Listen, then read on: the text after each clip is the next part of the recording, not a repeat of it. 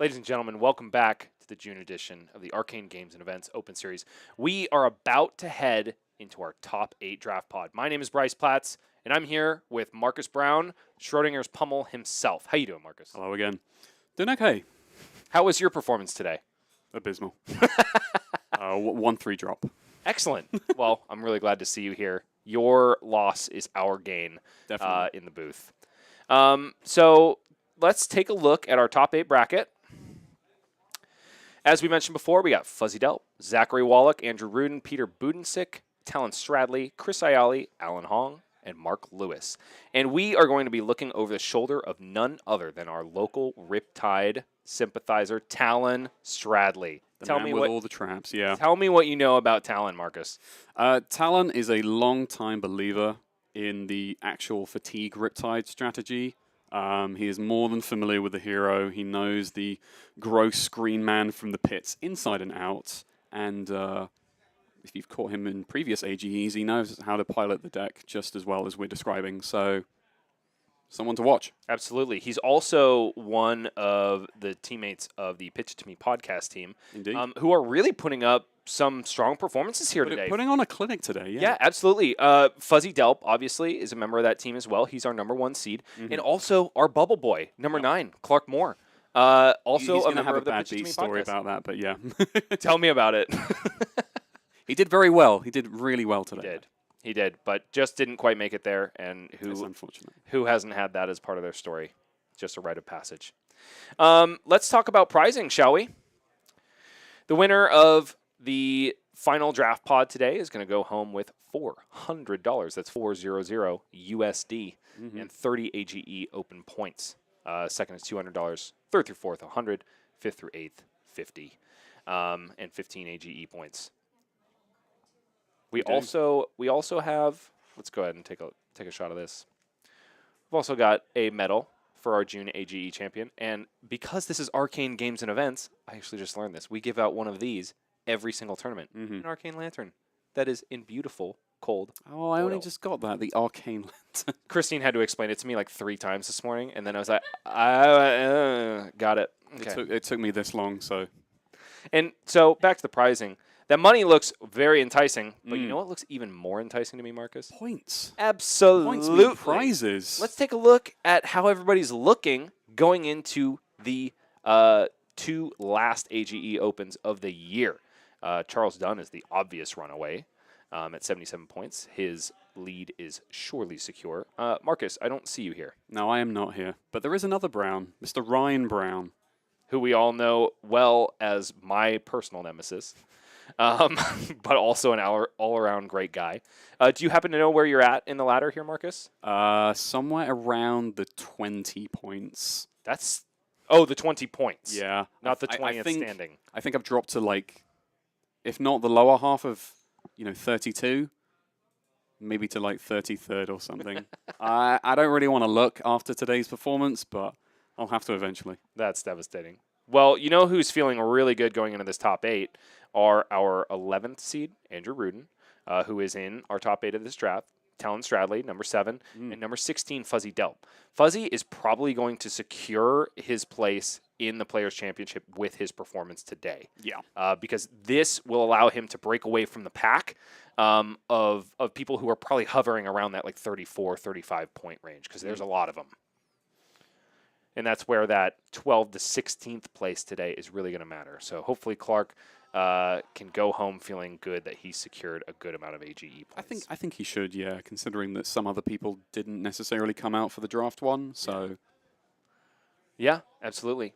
And don't forget that all of these players you see before you, which will probably fluctuate a little bit, will be competing in a Players' Championship, just these top 16 players, for winner-take-all AGE Champion 2024 for $3,000. Without further ado, let's go ahead and get into our draft. We've got the word that the players are ready, and this will be the final draft pod of the day. Once again, we are looking over the shoulder of Talon Stradley, member of the Pitch It To Me podcast team, and just an all-around pleasure to play with and be around. Honestly, all of the Pitch It To Me guys are such a blast. Love sitting across from them, playing a good old game of Flesh and Blood. Absolutely. Everyone is cordial, especially Talon. Yeah, 100%. And who doesn't want a Riptide main to make it all the way, right? No, I really, considering that Riptide has actually taken off a little bit more with Murky Water, his expertise on the hero is like pretty invaluable, honestly, for like learning about more developments in the matchup, because I have recently myself stepped away from just Guardian and played some other heroes like Phi, Rising Rebellion. Oh, weird. So that's a matchup that might affect traps being turned on. Yeah, absolutely. And we're still in a phase of the game where sometimes when people sit across from a Riptide, they don't actually know what all the traps do and don't know how the cards interact. So I definitely think Talon has an edge there still. That's definitely why I would not take his expertise and him as a pilot for granted, because if you have a really good Riptide in your locals, you know what you're in for. Like 100%. You say, if someone has never seen a Riptide before in Swiss at like a cooling, who knows what's going to happen? Exactly. It's kind of like your first ever game against an illusionist. Yeah. Nobody's ever going to win their first game against an illusionist because you're going to be spending the majority of the time reading all of the cards. What does this do? Yeah, exactly. Back and forth. What is a Spectra? But enough about that. Here we go. This is Pack 1, Pick 1 of the last round of AGE draft. Foul Red Blanche. That is not that. Two Red Blanche. My goodness. I like how you pronounce it in the French fashion. Red Bastion as well. So Talon is looking at a pretty cracked first pack for staying open. Let's see if he elects to instead send a signal by taking one of the class cards.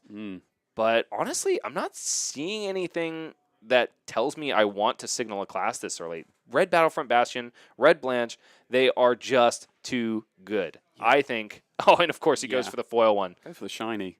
I think there's too many good 3-for-7s to let any of them chance it with the wheel, because they're not going to. We're in pack 1, so they will be scooped up quickly so that others can stay relatively open. Absolutely. So let's take a look here. Let's see if Talon received a signal. We see 2 Assassin cards, 2 Illusionist cards. The rare is in the Assassin. Another rare in Astral Etchings, Illusionist. Are we missing? Oh, no, we have our Chi card. The foil is still in that pack, so I think a common was taken. Oh, interesting. Okay. Talon takes a blue card. Double trouble. Okay. Out of the second, out of his pack 1, pick 2, blue double troubles. It's important to note that Talon is not sending a signal with this pick because it is in the rare slot. He may be feeling like he's getting rewarded here because he's seeing a rousing wave and also a red assassin attack reaction. Dense blue mist. What do you think of dense blue mist in draft? It can be tricky to get off. Yeah. I think, honestly, in the same way that Enigma likes it in Constructed, it can be good for her because she's the one of the heroes most likely, that's a good pick there, to make use of pitching on another hero's turn. So this is a really interesting strategy we're seeing from Talon because he's taking class cards very early. However, he is not choosing to take them from the common slot, which means that he's basically not telling anyone to his left that, hey, I'm in Assassin. Don't touch those cards because I'm in it. Which is interesting because he's passing a lot of really powerful red attack reactions, which could create another new to his left. It could, yes. But very much following suit and committing to his strategy super early. We grab a red Impulsive Desire. Have you drafted much new in this set, Marcus? I think, new is the hero I've drafted the most. Because of a propensity or just because that's the way it shakes out for you? It's a combination. Like it's a hero I'm comfortable on. I really like Assassin. Here's a Stilettos. I feel like that should be an instant windmill slam pick. Yeah, because we're finding the best in slot equipment in the first pack, which means that Talon won't have to worry about having them wheel or anything like that in packs 2 and 3. Not to interrupt my other thought too much, but keeping with the pack picks, I think this is Talon taking one open pick and then absolutely cementing his seat as the new because the equipment is there within the first 5 picks. Yeah, absolutely. Like, why would you not if you're confident in it? And he finds a Bonds of Memory. This is one of those bread and butter new cards that are super important because it gives you a targeted removal from your opponent's graveyard, which if they are reluctant to block with those really juicy blue cards, you can still get at them. Yeah. Let's see what else we've got. We are seeing... Heart Desire Mind. I'm seeing... No, the only ninja card I saw was that blue Blessing of Chi. Okay, so he's recognizing that Zen is sealed off early in the draft, so... Honestly, I don't think Talon cares either way. No, he was pretty cemented early. Yeah, you can't really do much apart from consider the equipment picks as like hate drafts if you want to pivot at this point, but there's no reason for him to. Yeah, which, you know, could bite him in the butt at some point because if you're stuck in your lane and you find out that, oh my goodness, none of these assassin cards wield from my first pack, then you could find yourself in a world of hurt. Right now, Talon seems to be sitting pretty...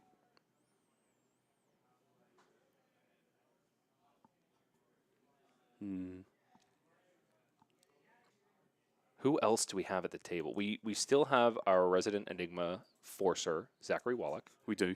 Chris Iaali. We have Chris Iaali, who's drafted 2 Zen decks today.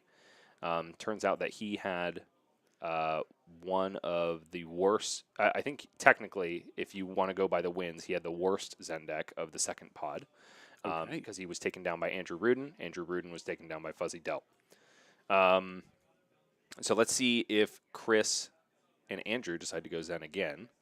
Bottom line, somebody's in it because we're seeing very few ninja cards coming around. Yeah, here comes the Illusionist Headpiece round again. But Talon says that's A-okay because I see a red stealth card. I'm taking it. Where do you rank all of the red stealth cards, I guess, from Impulsive Desire, Art of Desires of Flesh, and the non-attack action one? How do you rank those? I put Desires of Flesh on top because, of course, attack action cards are the most common thing you will find in Limited. But looking for instants and reactions can be fine because into Enigma, it's fine. And also into the new mirror, it can be good as well. Absolutely. Because you're both dealing with reactions as well. The only hard part against the Enigma, of course, is like connecting in the first place. They will definitely put up all the shields.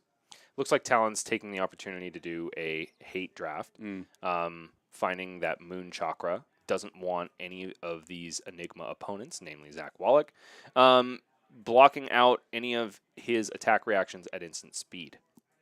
And we find Blue a Intimate Inducement. That is a like fine that pickup on the wheel. Yep.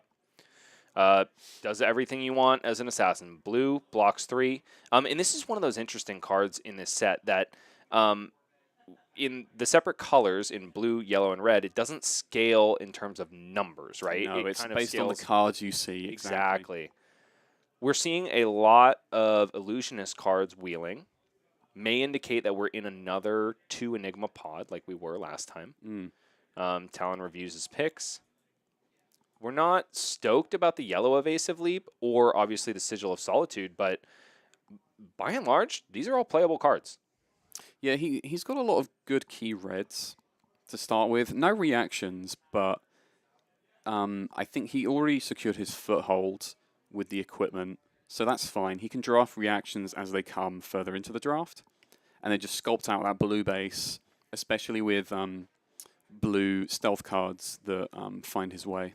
It is important to note that none of those red attack reactions wield, so we know that there are other news at this table. Yep. 1, possibly 2, because he did pass a couple packs with 2 of those attack reactions in them. So it'll be interesting to see how the rest of the pod shakes out. The real question is how far down the line they actually fell, and whether or not those new actually stick to the hero, because when you wheel and pass to the other direction, the pecking order changes. So sometimes people will pivot off, even when we're all the way through pack 1. And Talon could be thinking that, hey, whatever, if I create a new to my left, then I'm going to be cutting them off for 2 out of 3 of these packs. Yep. And that's A-okay with me. I don't have to have the best deck in the pod. And I already got all the equipment, the best new deck. Yep. Absolutely. What do we deal with here? Get rid of those filthy tokens. Hello, Bonds of Attraction. How do you feel about that card in new? It's fairly good. Given that you will find matching colors far easier than like the same name targets for Bonds of Memory, this is a better pick, and no wonder it comes at rare. And furthermore, it gives us that targeted banishing from the graveyard. Those blues cannot hide. We're seeing our red Nimble Strike. We haven't seen any Nimbleisms yet. I definitely think that the red Nimble Strike fits most cleanly into the new play lines.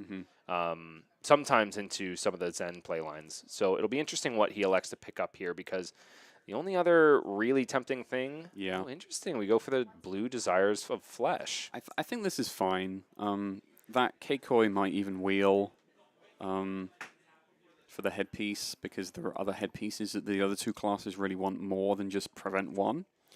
But he's probably thinking, I need to sculpt out my blue base because I took so many reds in pack 1. Absolutely. And he is sitting at 5 blues currently. Yeah.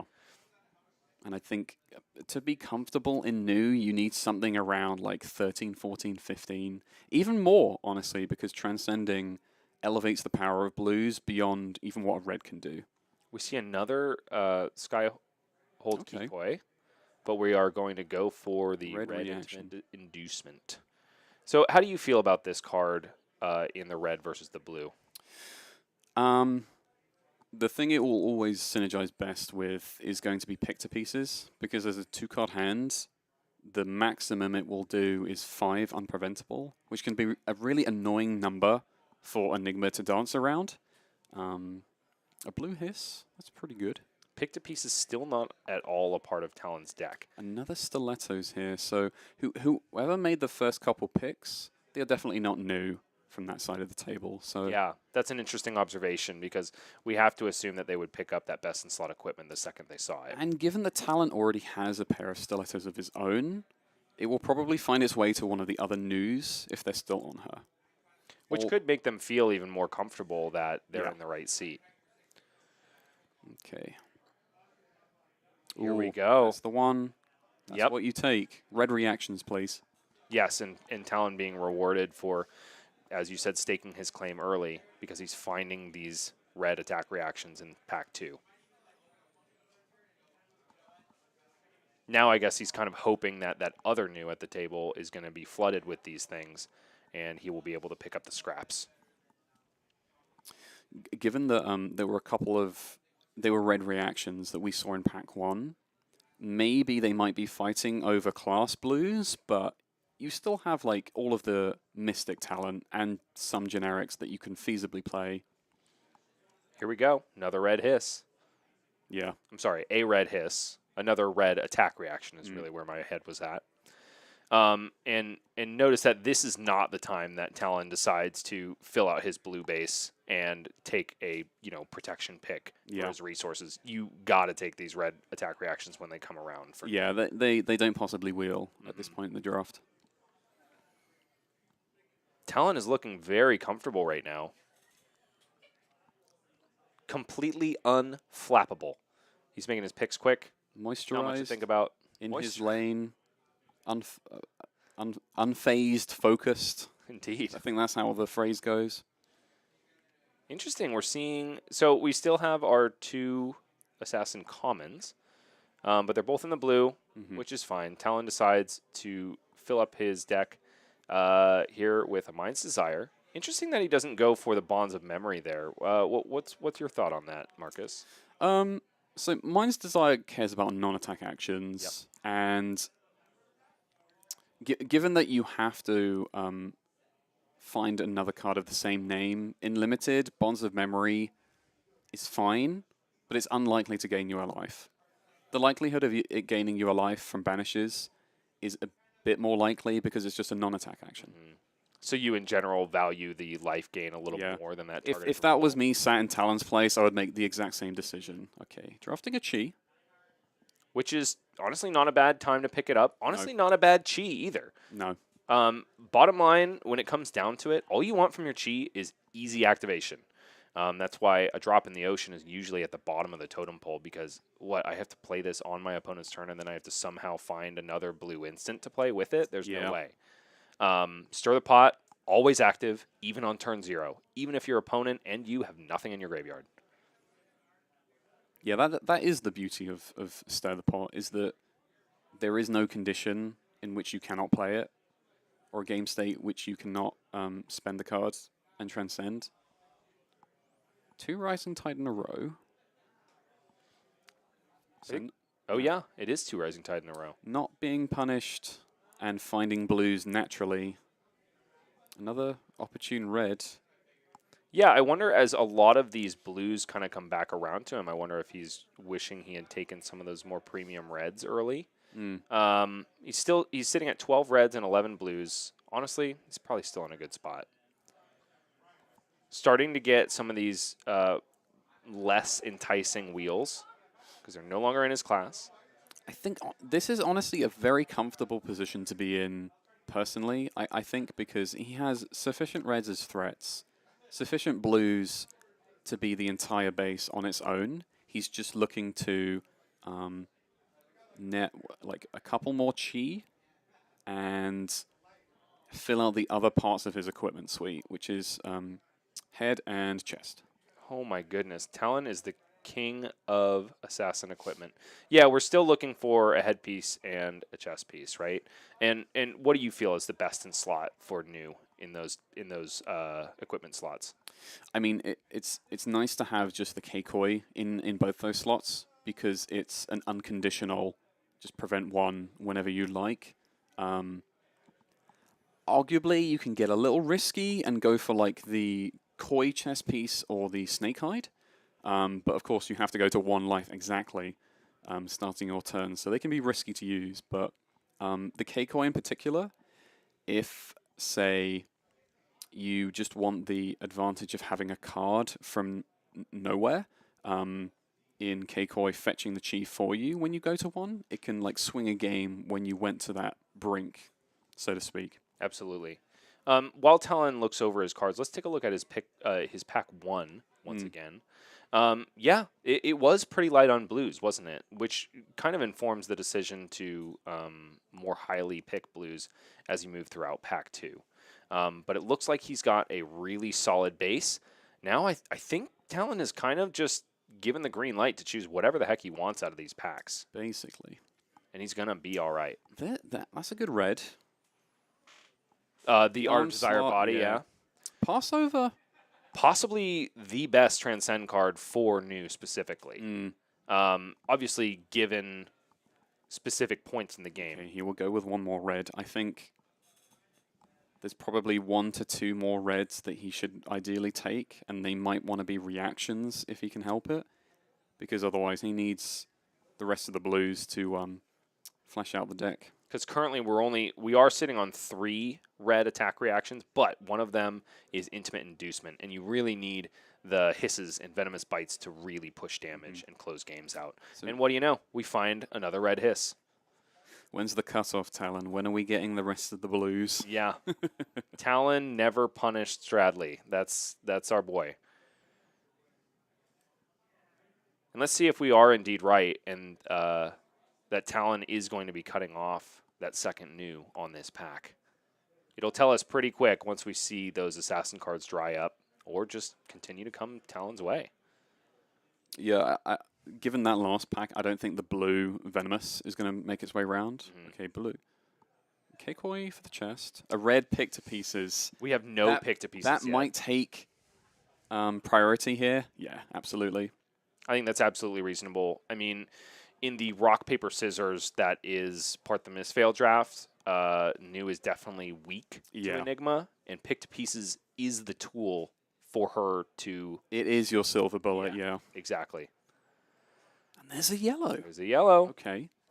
Not bad at all. Red evasive leap. How do you feel about that card in new? The defense reaction is very good in the mirror, because when you're trading reactions with each other, having something at reaction speed is good for ensuring tempo doesn't swing too far either way, you know? Absolutely. And Talon electing to take the yellow pick to pieces, probably thinking that I'm gonna get a good wheel either way. Either I am going to get that blue stealth card that blocks for 3, or I'm gonna get that blue tide chakra. And both of those, A-okay with me. We open a yellow venomous bite that could help us fill out the attack reactions that we still need. Nope. Okay. Talon elects Went for the with the yellow yellow. desires of flesh. Desires of Flesh, again, one of those bread and butter cards for new. Like you said, one of the most faithful life gain generators throughout the course of the game, and really important for New's long game plan and enabling her to use Chi, make a huge turn, close out games. I think the sensible pick, I don't know. I think the Chi is a good one. Honestly, yeah, that's the way I'm kind of leaning as well. He's got a massive amount of stealth cards, honestly. Yeah. Currently sitting at 15 stealth cards. Yeah, I think it's between the blue intimate and the Chi, because he doesn't need to pick a single stealth card again. Yeah. Talon making what I think is going to be a very wise choice. Preserve Tradition, another premium Chi card, namely because it just helps you navigate really long games, keeps your threats nice and dense. I mean, premium target for Preserve Tradition is probably that red Blanche. Yeah. That was pack 1, pick 1. Sending 2 2-for-7s throughout the course of a game is pretty backbreaking for your opponent. Yeah, and wiping the blue pitch matters away from any turn in this format is pretty crucial. Absolutely. Currently sitting at 13 blues. Wondering if Talon is feeling pretty comfortable there, or if he's feeling the pressure to take some of these blue cards, because as you can see, they're kind of drying up. At least good ones. Yeah. He goes with the reaction. Are you worried for Talon at this point? Are you worried he's not going to end up with enough blues? I don't know if I'm all that worried, because he has a couple of yellows to act as pseudo blues here. That blue Mystic might have been my pick here, but he has gone for another stealth card. Very interesting. Currently now sitting at 17 stealth cards. Talon maybe just really wanting to make sure that he doesn't end up with a bricked hand where he has a red venomous bite and nothing to put it on. He is going to have plenty of 3 blocks, though. This is our 5th red Impulsive Desire.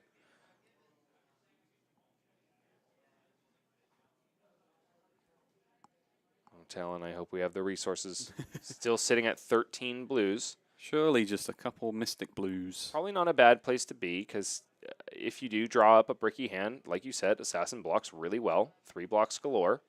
Not exactly what we want to see here.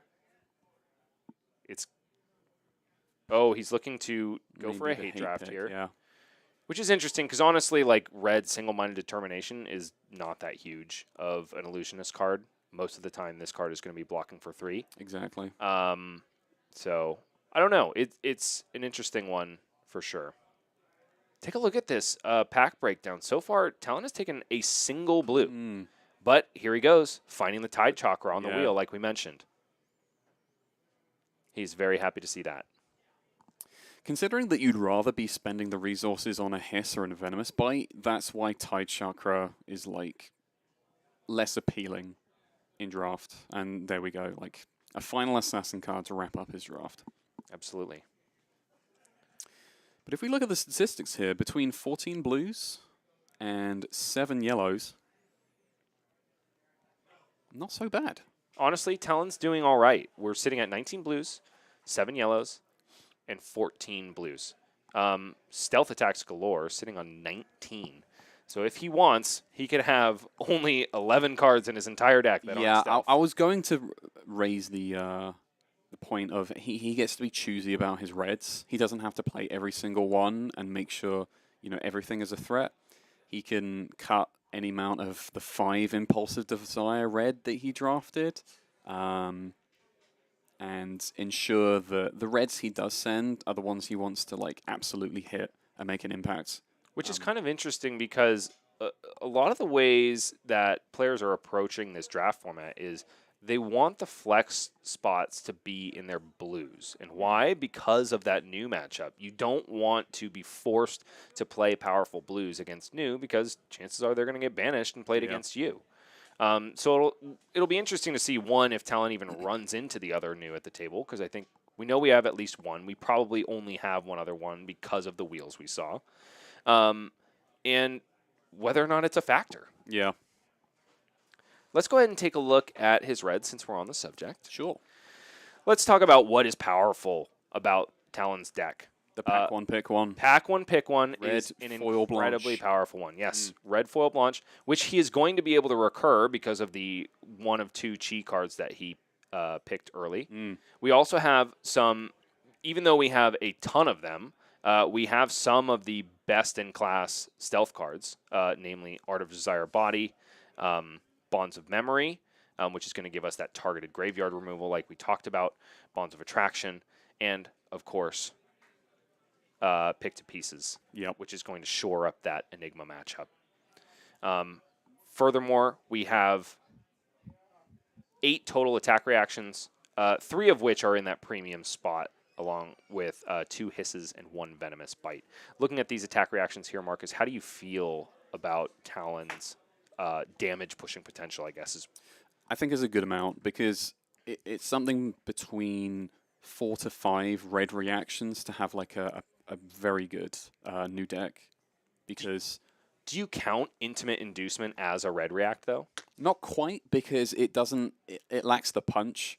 Inducement, if anything, is, like I said earlier, like an easy 2-card hand into Enigma to catch them with awkward breakpoints on picture pieces. And also taking something from like the top few cards of their library, like a key aura that they want to defend with and set up as like a weapon and part of the board. Take that away from them and like nickel and dime them throughout the rest of the game. It also allows you to do the Aracne thing and like gain extra information and know exactly what, like you can sort of fix your opponent's next hand to be bricky. Or at least as close as you can get it. That's arguably the best upside of the red, is that, like you said, you see a whole new hand in what you can do with that reaction, in addition to possibly pulling something off it. Even if it's like a 3-block blue that you take away from them and make it block for nothing.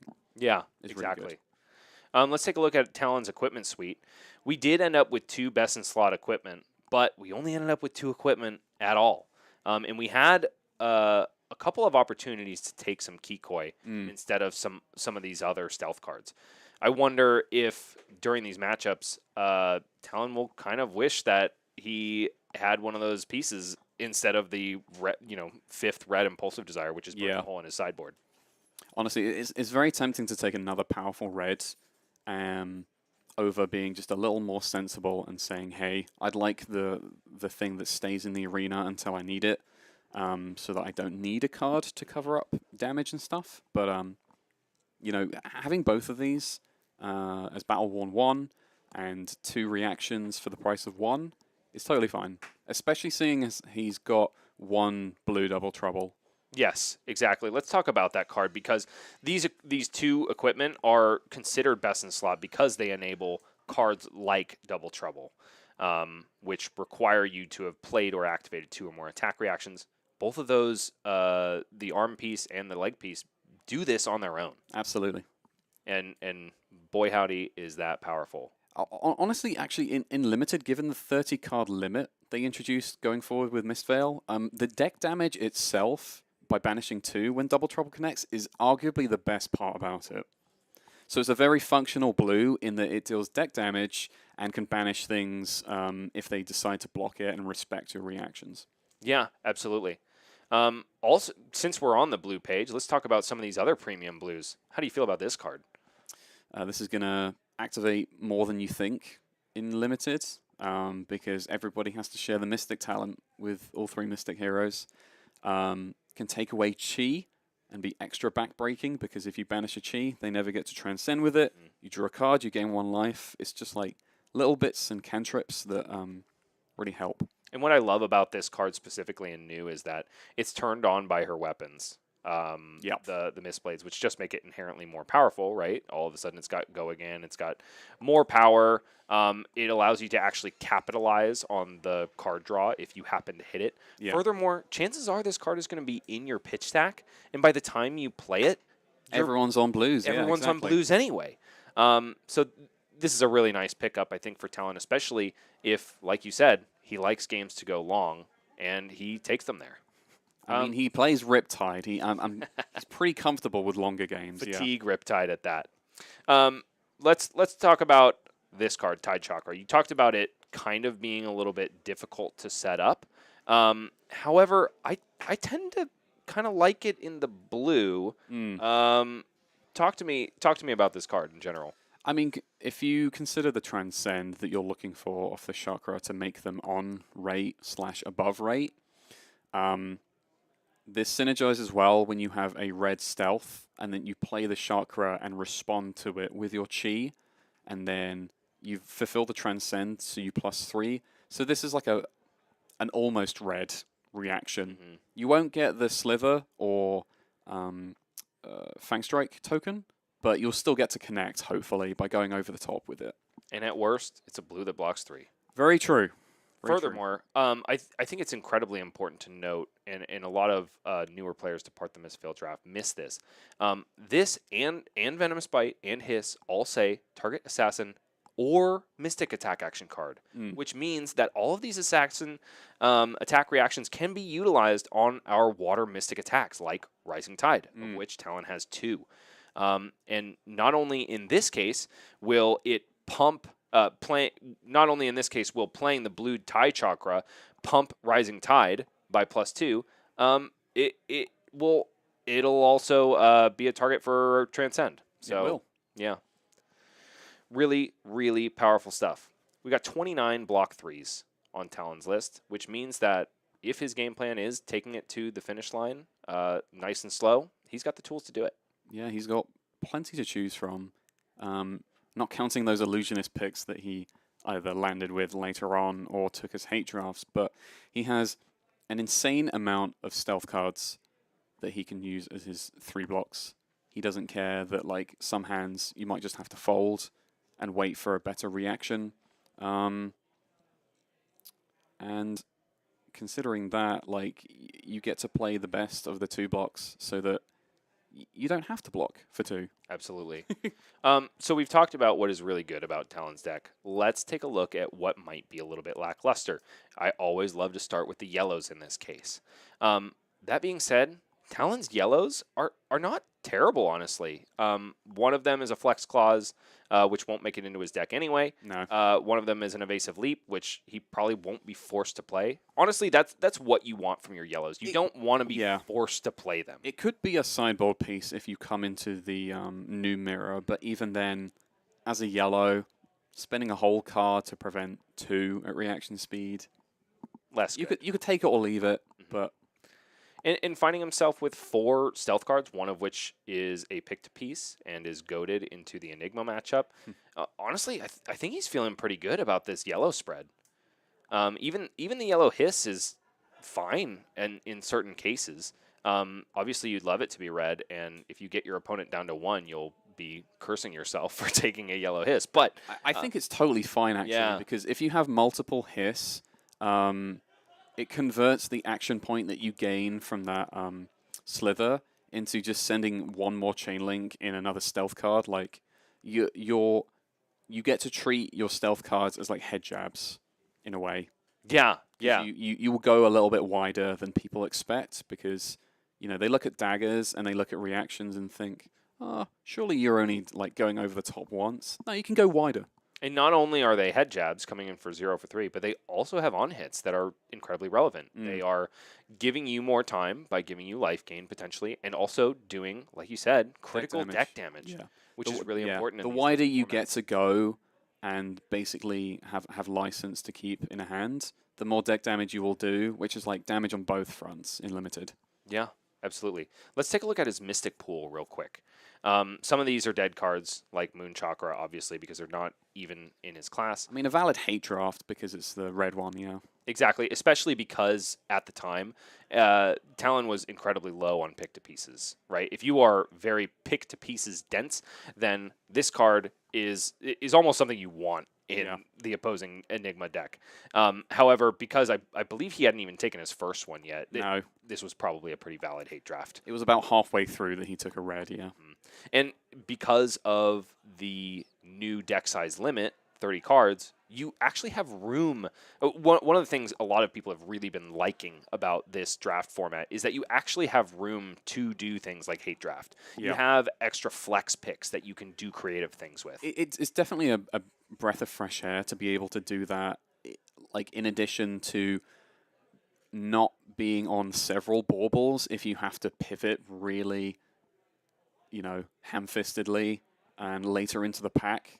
It allows for that. Like my draft one, I started drafting Zen and staying fairly open. I was given Assassin cards as a mixed signal, and then I eventually have to settle on the Enigma seat and commit to it because everything else basically dried up around me. Yeah. And it was the correct choice. Well, that's enough about Talon's deck. We're about to see it in action in not too long. But first, we're going to go for a 5-minute break, and then we will be back with more Flesh and Blood action with the final games of the June AGE Open Series. Don't go anywhere. Flesh and Blood will be right back. Do not turn off.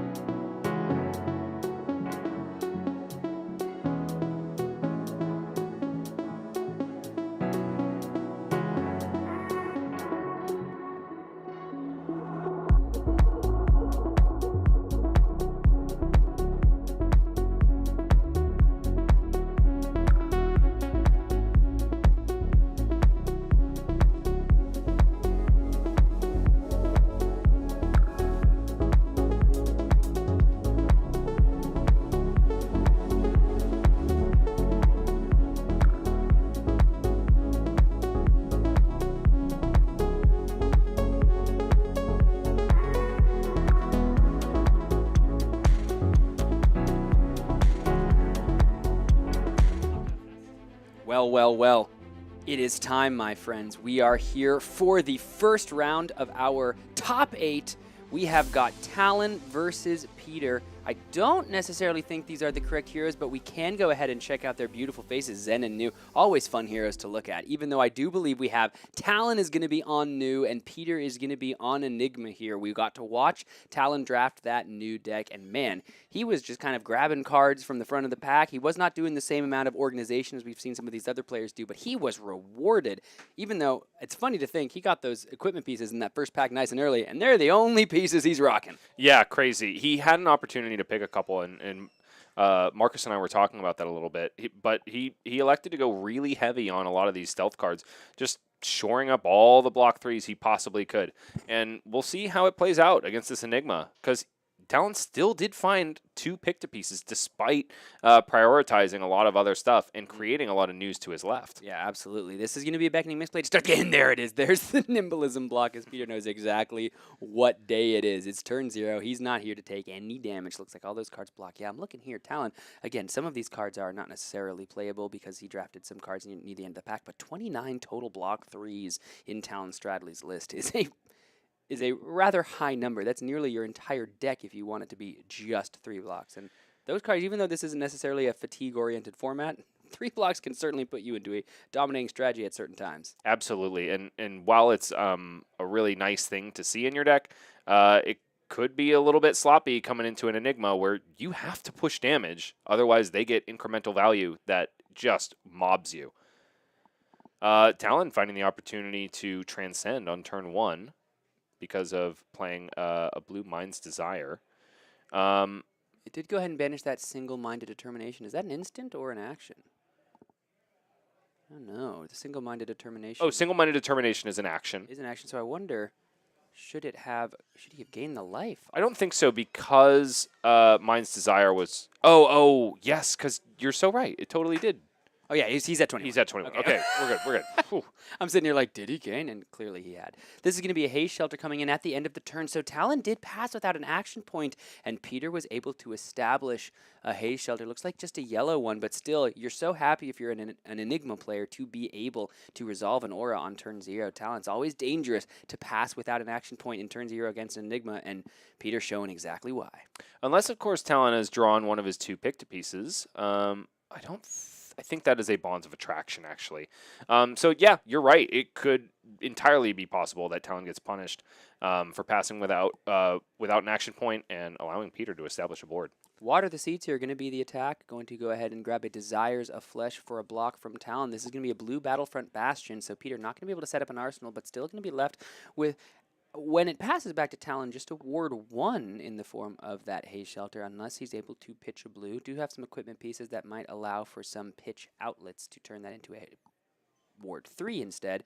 Battlefront Bastion here is just going to go ahead and buy all the blocks. Talon is not afraid of any on-hits later in this game. He's just going to get the battle-worn value immediately, take the 1 damage, head on down to 20, and come on back with 2 cards and an arsenal to see if he can take care of this little haze shelter and then start to work through Peter's life. Now, Peter might be thinking, thank goodness I was able to attack with that blue Battlefront Bastion and put it in my graveyard rather than allow it to be banished by New.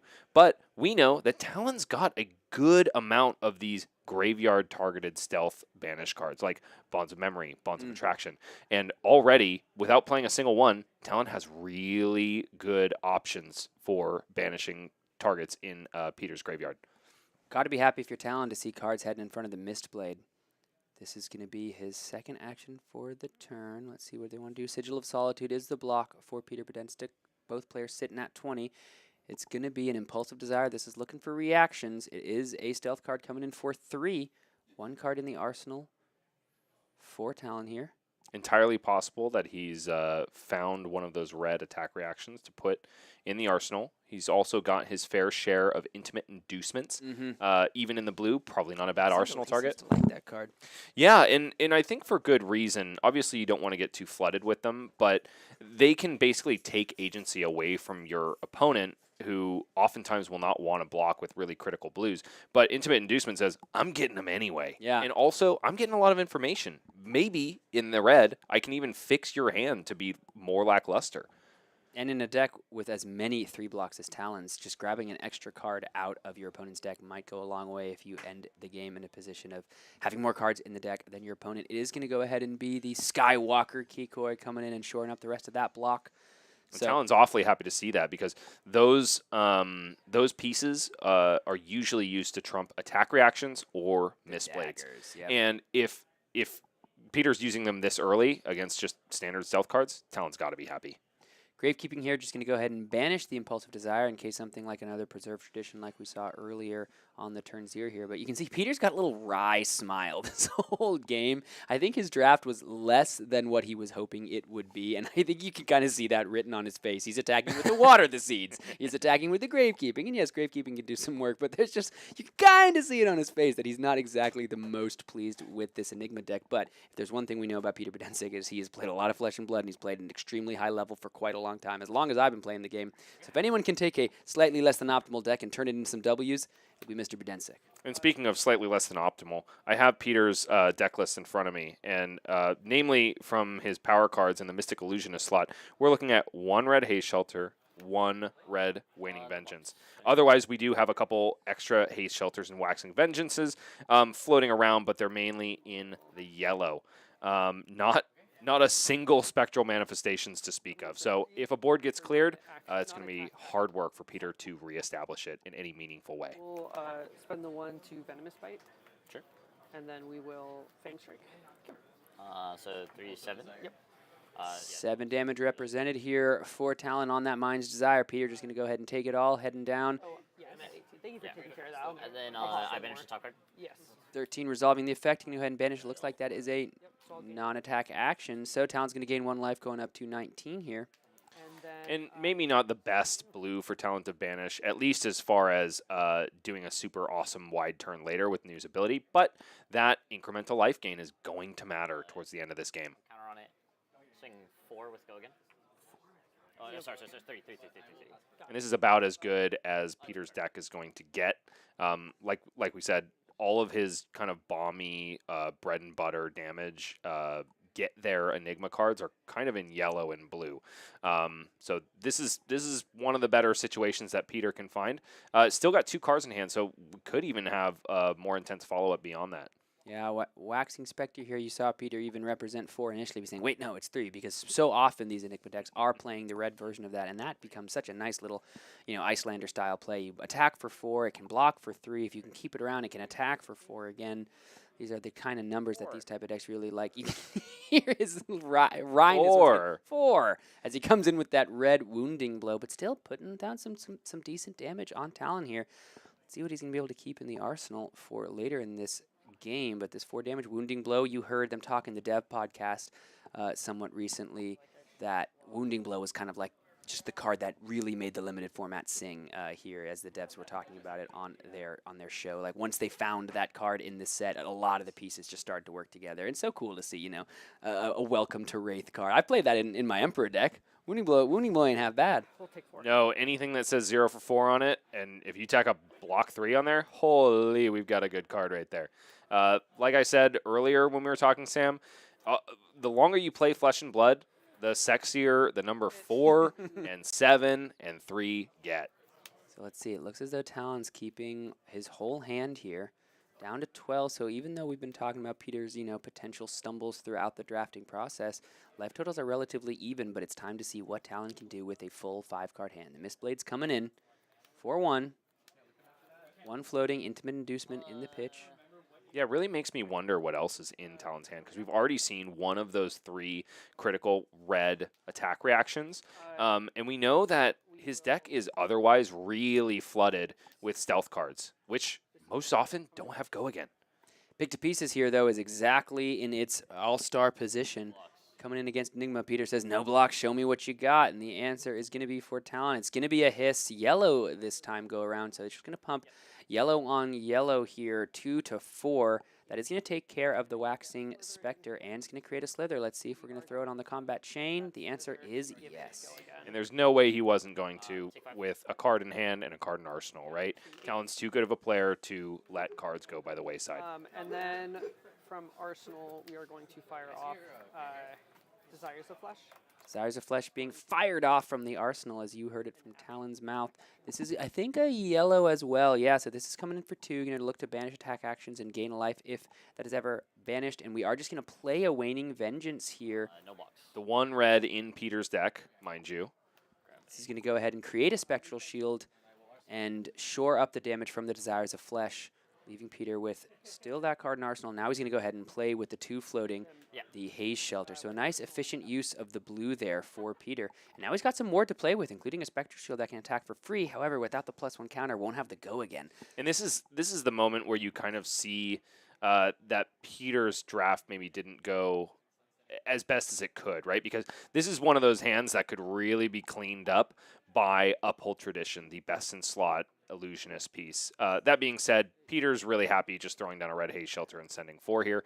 The critical point here is not getting the full offensive value from your board before it is likely going to be cleared by Talon's turn. Yeah, let's see if he has any pitch outlets on this turn to get a blue in the pitch for both of those Haze Shelters, turning them from Ward 1 to Ward 3 and Ward 4, yellow and red respectively here for Talon. So those Mistblades can do a good job of threatening. Unfortunately, it's not looking like it because all we have is the passover in Peter's hand as far as blues that he can play or anything that he can play on his opponent's turn. So very likely that these Haze Shelters are either going to just go away because of Talon's damage, or Peter's going to have to defend them with his life. Blanche coming in, 2 reds joining the pitch zone here. This is coming in for 7. Let's see how Peter wants to try to defend this. If it hits, of course, the cards are going to lose the colors, but what kind of blocks is he going to be able to present and shore up to try to keep these Haze Shelters around and continue to threaten more damage?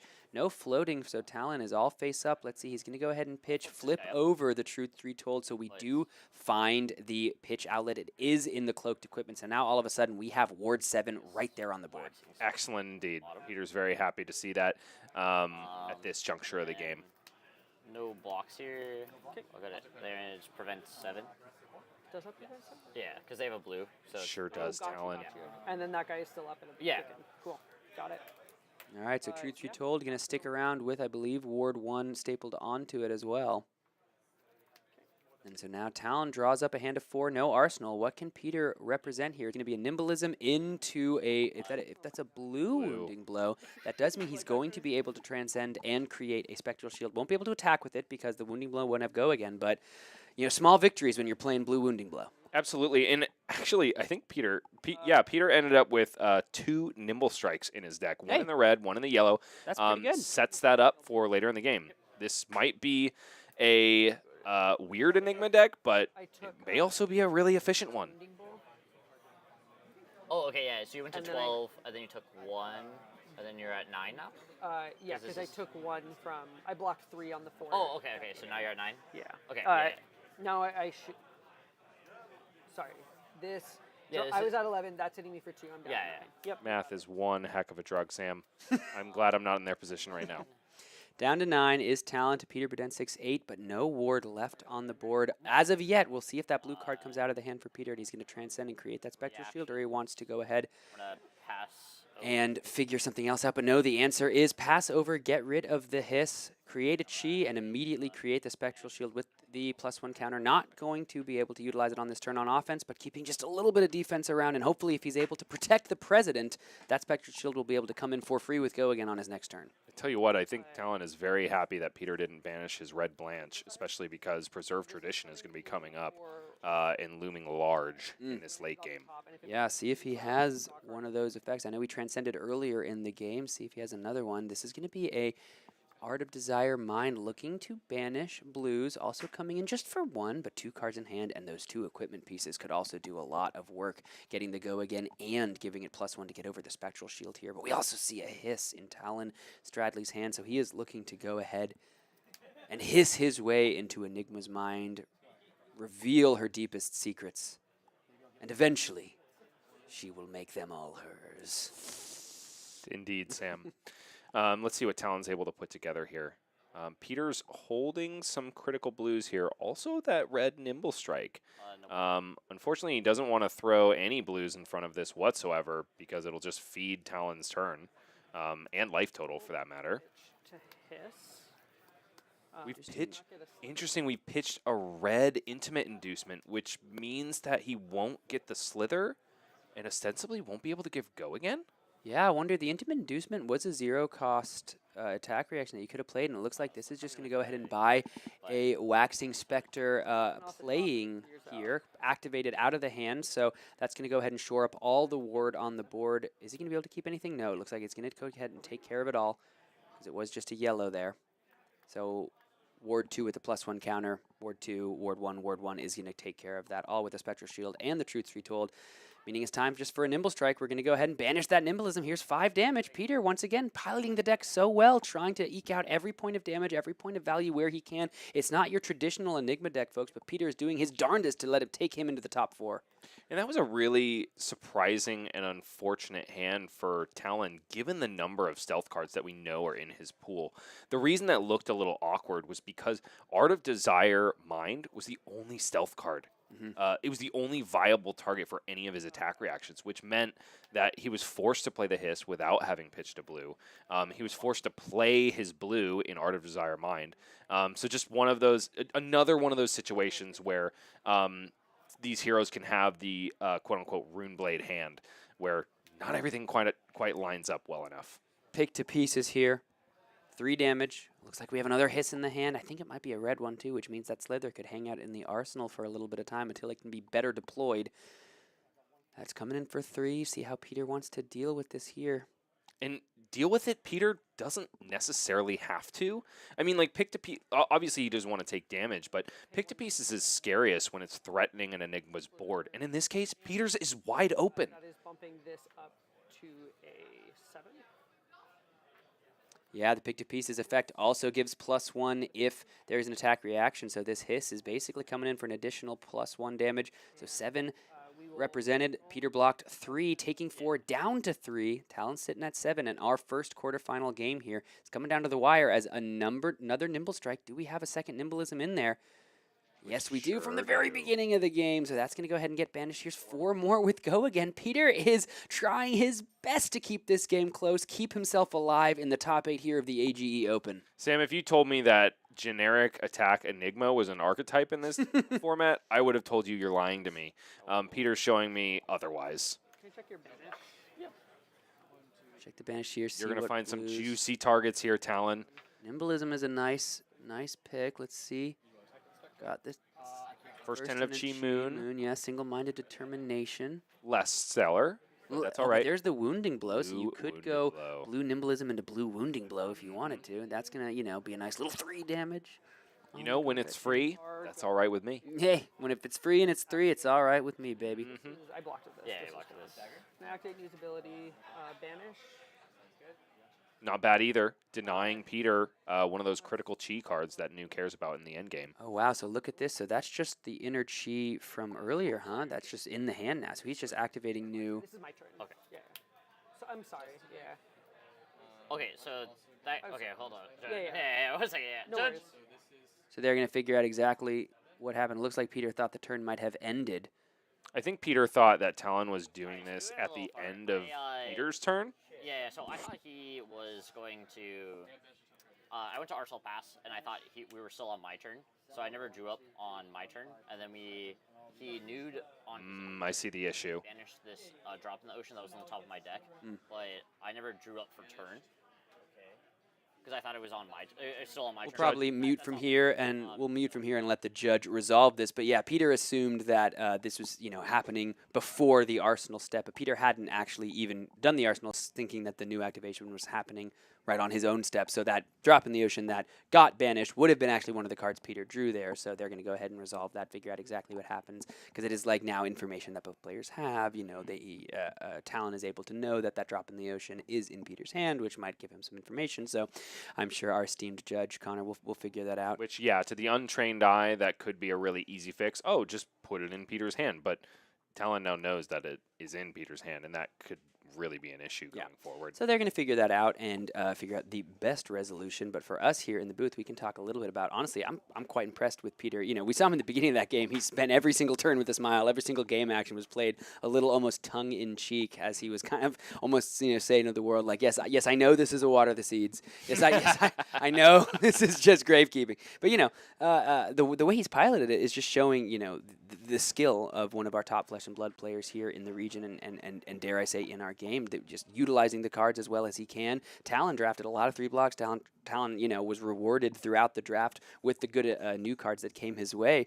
But as we've seen, it's a really back and forth game. Kind of still feels like it's up in the air. And honestly, Talon is, despite the judge call, it really seemed like he was about to reap the rewards of that early transcend and be able to put together a really nasty turn. Life totals are definitely still in his favor.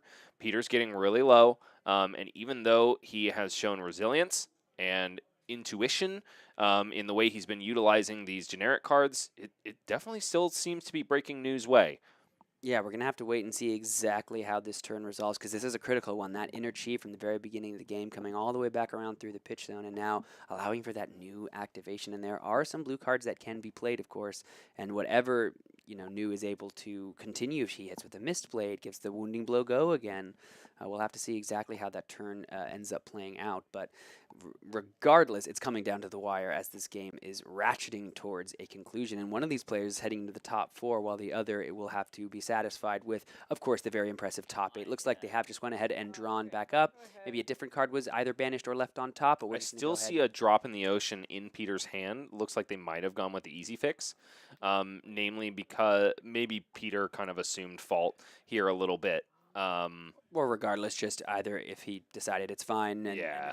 and all the players and the judge agree on the outcome, this is what we are going with here. So let's see exactly Talon is going to resolve the new ability. Looks like we're going to look at the first tentative Chi Moon, which I think gives an attack go again. It's Blue the attack? draw card one. Ah, okay. So he still has his stilettos here. He also has a slither in the arsenal. Oh, you so which right, is bruh. going to allow him to You play the so wounding right. blow, draw 2 cards, Looks hit like, him yeah, with slither. he's coming in with the Mind's Desire first, so I think this is going to go ahead That works and too. attack. And if those are 2 first tentative Chi Moons, he's going to attack for looks like 2 here and draw himself. It'll 2 be for cards. 4. I'm sorry, it'll be for 3 because I think Talon is indicating a +2 with those 2 counters because of the nimblism.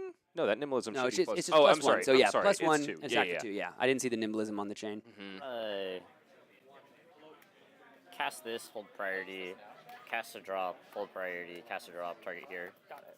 Oh wow, A lot Peter of had a drops. drop Transcend In these 2 cards. in the arsenal as well. So 2 cards being transcended. That Mind's Desire is no longer an attack for 2. It is an attack for 0. And no way he just drew another Chi card. No, he doesn't. He hasn't transcended yet. So he's got 3 Chi in the hand. He's deciding what card he wants to bottom here. Looks like it's just gonna be one of those Yeah, I saw 3 the- Chi I- because I less saw than the- that yeah, doesn't yeah, block. you're good, Makes you're good. sense. Poor Peter's at 3 here.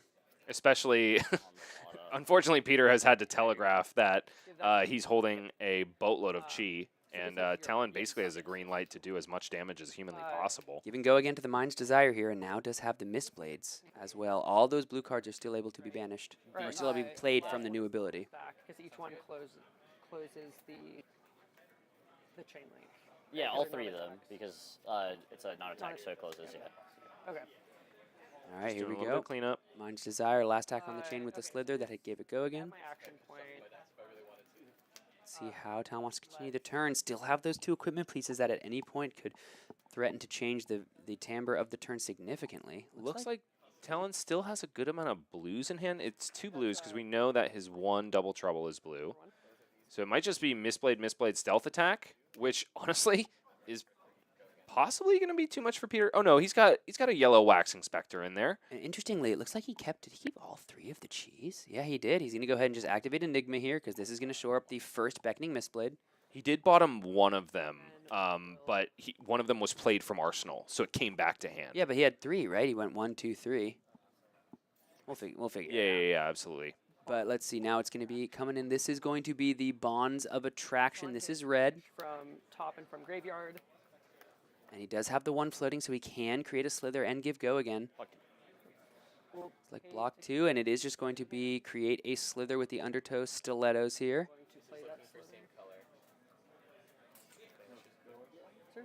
First, you have to find the slither, and that's okay. the difficult You can grab part. that slither. Yeah. It's ephemeral. I, It never existed in the first place. No, I'm good. okay, so then this is going to deal 1 damage to you. Yep. Peter takes 1. Banish off the top. Oof. And I get to banish. This is a lot of blue cards that Yeah. Talon is getting to banish, That's which actually means a lot of life that's gain. a huge blue to banish here. It's a non-attack action with go again. It has very relevant text, and he can banish the card that he already played on the turn anyway. So now those are both available. This is massive. Yeah, and Talon is still holding on to, I believe, a blue card in his hand. So he can play the blue wounding strike or play the blue that's in his hand. She tied. So the Tenenochi Moon, the Tenenochi Tide both being played now out of the banish zone into the graveyard. Next blue attack getting +2 and draw a card. And now he's just going to go ahead and play the Wounding Blow. This is coming in for +2, and he gets to draw a card when he attacks with it thanks to the Tenets of Chi. These aren't his Tenets of Chi. These are Peter's. Interesting, too. I think Talon had an opportunity to swing another Mistblade here before he went I think with he the... might have, but that is just going But to that's be the just gonna game. be He's it. only got enough to block 3. He can throw the Arousing Wave in front of it. He's only got Chi in hand, and that is going to do it, folks. Talon Stradley going to go ahead and move on A into lot. the quarterfinals. Peter love this Buddensiek one, yeah. tried his darndest, but just could not make his way through the matchup long enough in order to put his way through into the next match, and Talon Stradley moves on. Played one of those draw cards again. The 1 of 3 new takes down the 1 of 3 Enigma. First tenant A and tale not exactly as old as time, but it's still a better love story than Twilight, so... On top of my It's been a long time since I've heard someone say that. It has been such a long time. But hey, you know what we can see over there? That is a player on the right who knows and remembers to D-Chi.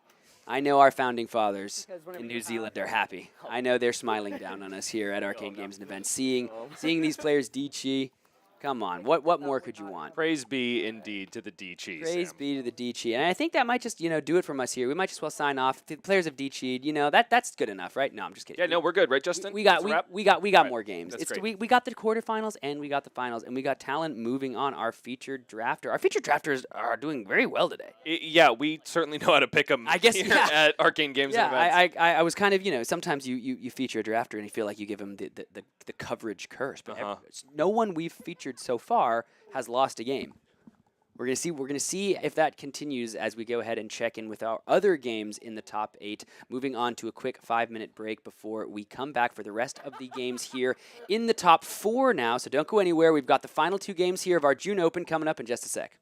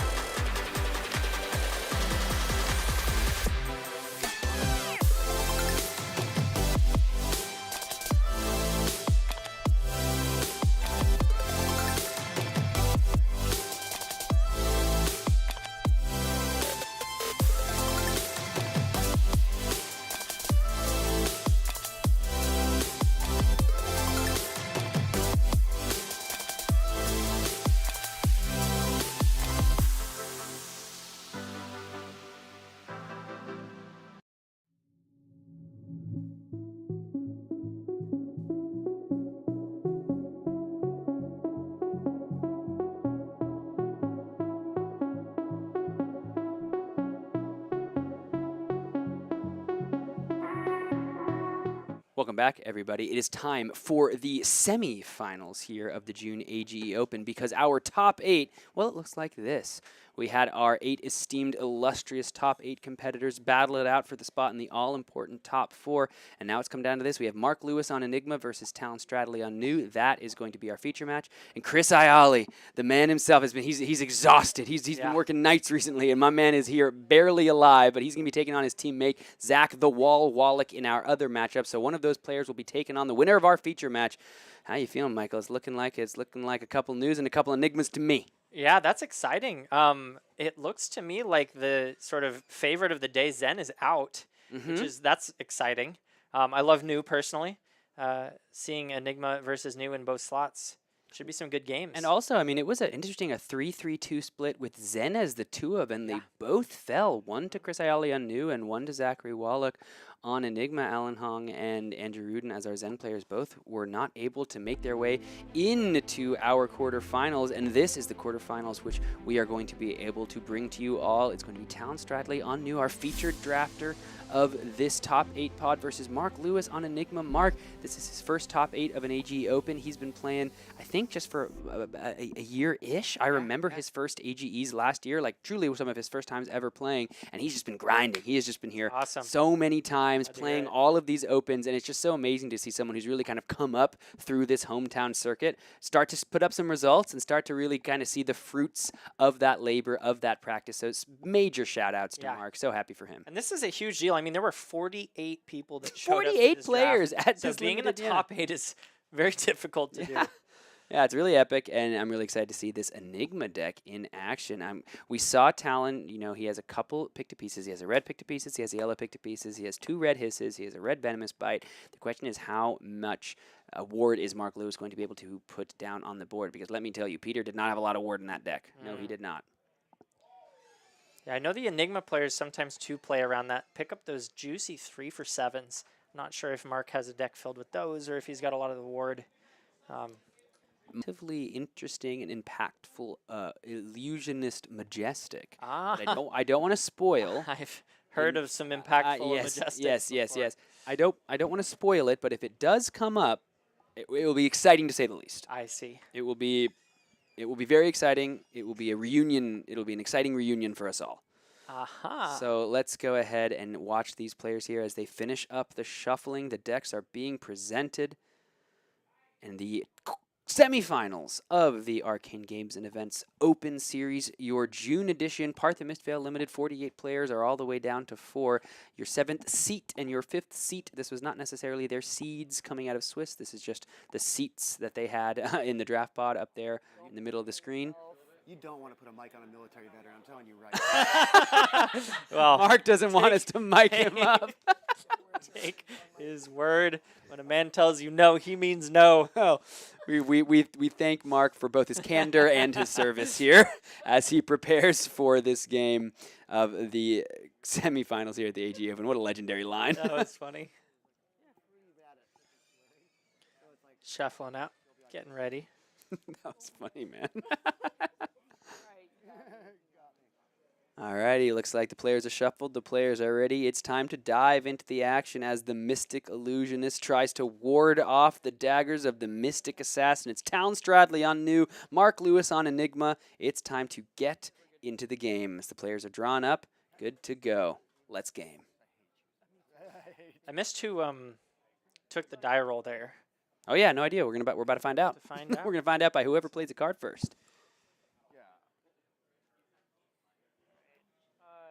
It's like a handful of blues on the side of Enigma, and Talon Stradley going for a swing in that misblade. Interesting as well about Talon's draft. The Arousing Wave was pick 3, I believe. Undertow Stilettos was something like pick 5, and that's the only equipment he was able to shore up. But the 2 best in slots, not cloaked, but man, do those put in an enormous amount of work.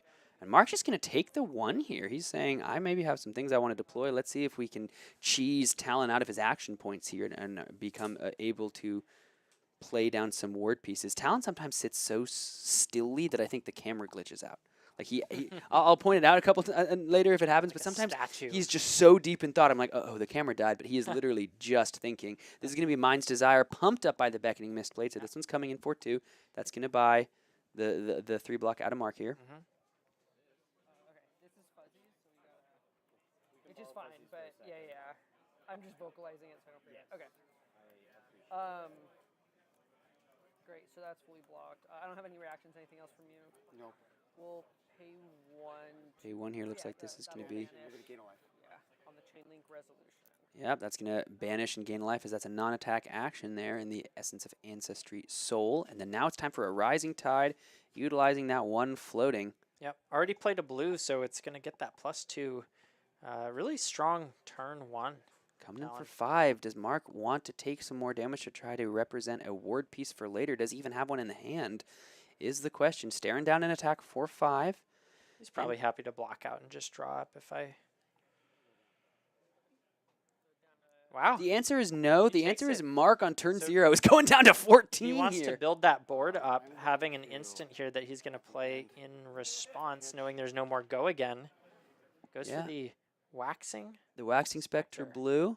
Then we'll arsenal and And that's going to be it. Interestingly, so keeping a card in the hand. Wonder what that last card is here Valuing that for Mark. Yeah. board highly, taking 6 points of damage and allowing 1 healing just to get that out there. Yeah, it does have the counter, which is really nice. Maybe it was that Stir the Pot, so maybe it was something It that... could have been that was the best option. Yeah, but now we do have an Illusionist Aura with a +1 counter, which means it will be able to have go again. So the first thing, we're going to activate Cosmo, the Scroll of Ancestral Harmony Tapestry. Yeah. Ancient Tapestry. And it's going to be coming in for this attack. I think it's going to be Ward 1 with a +1 counter. So it's coming in for 2 with go again. Just takes it, looks like.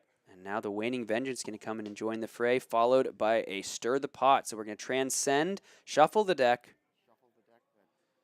It looks like he's most likely going to be able to come across with a Spectral Shield for 2.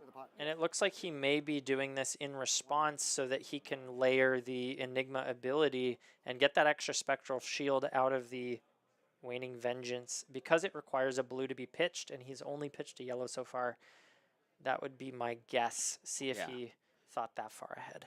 The Waning Vengeance, yeah, it'll create the Spectral Shield if it's destroyed with the blue in the pitch. I'm not sure if it's going to be able to... If it's destroyed, not played, excuse me. It's all good, but... Doesn't make a difference. Still would be some fancy schmancy sequencing from Mark here. Let's see, though. He has just played the Waning Vengeance, still has the action point because it is an instant. Yeah. So time to just go ahead and activate Enigma here. Mark took so much damage on that turn 0. He did. I'm not... I don't know if he got back enough here. There's a good board. He's got a good board. Swinging again with the floating. Oh, it's free, rather. Free. Okay, so this is a pretty wide attack. I actually... correct. Yeah. So Talon down to 19. Let's see if he wants to attack with the Waning... Or the Waxing Spectre. The Waning Vengeance, excuse me. No, just going to keep a card for the arsenal. Send that She back to the bottom of the deck. But after all that, Mark's still sitting at a pretty tenuous 14. Yeah. Yeah. So Talon here, keeping all 4 cards, has to work through the 3 pieces of ward, one of which, if a blue card lands in the pitch zone during this turn, will create the Spectral Shield, and that is that Waning Vengeance. It's going to be a pick to pieces out of the hand first. So this Not what Mark wants to see right now. It's such a big board. Yeah, and the damage can't be prevented, so if Mark wants to keep this board around, he's going to have to block it all without utilizing any amount of that ward on the field, or it's all going away. But I think we can see that special card I was alluding to earlier, the 10,000-year reunion in the hand for Mark. We'll see if he's able to resolve it. If so, he's going to have to put some blocks here. Throws the Vengeful Apparition down as a block. Let's see what else, if anything. Is he respecting any attack reactions here? I feel like he has to. Inducement. Going to be an intimate Decides not inducement. to. So that is 1 going to buff that up to 4.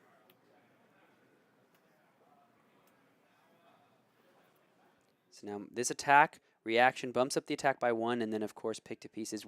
If you have activated an attack reaction on the chain link, also gets an additional buff. So currently this 1 damage that's coming over the top from this 3 block here will just wipe away all of those pieces of ward. Yeah. Yeah, that's huge. Mark probably just figured he didn't know what was in the hand, and he couldn't afford to throw down too much in front of it, but huge losses here. Yeah, the first tenet of Chi Tide is now added, but because of the intimate inducement, its defense value is currently 0.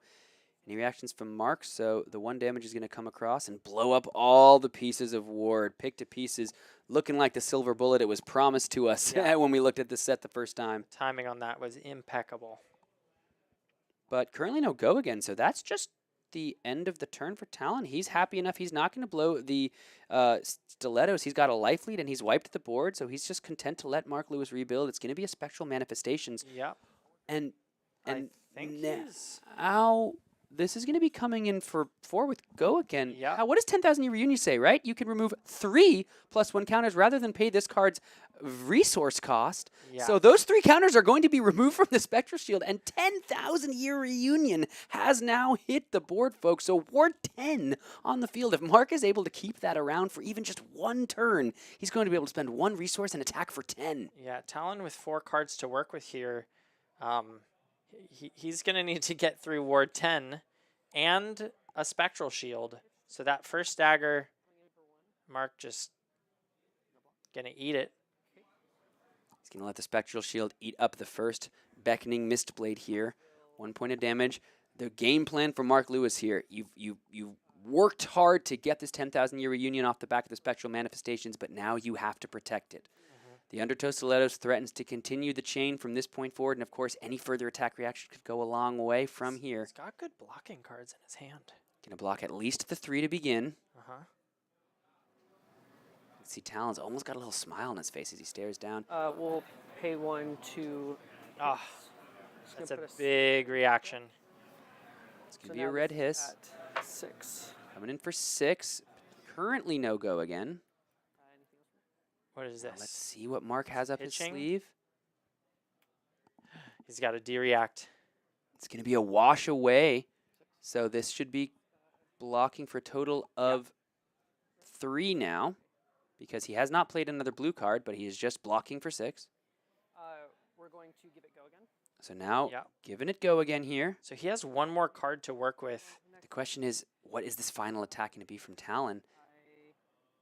Mark might be able to keep his 10,000. Yeah, it's gonna depend on what the equipment is. He needs to keep a card in hand to Mm-hmm. to pitch for it, but if he's got enough block in his equipment or ward in his equipment.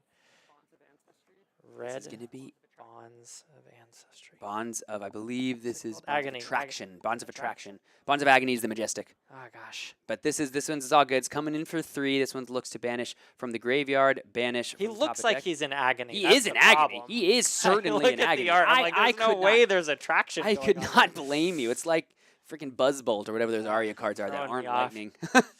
Let's see. Does Mark have 3 damage prevention in his equipment suite? It looks like Okay. the answer is no.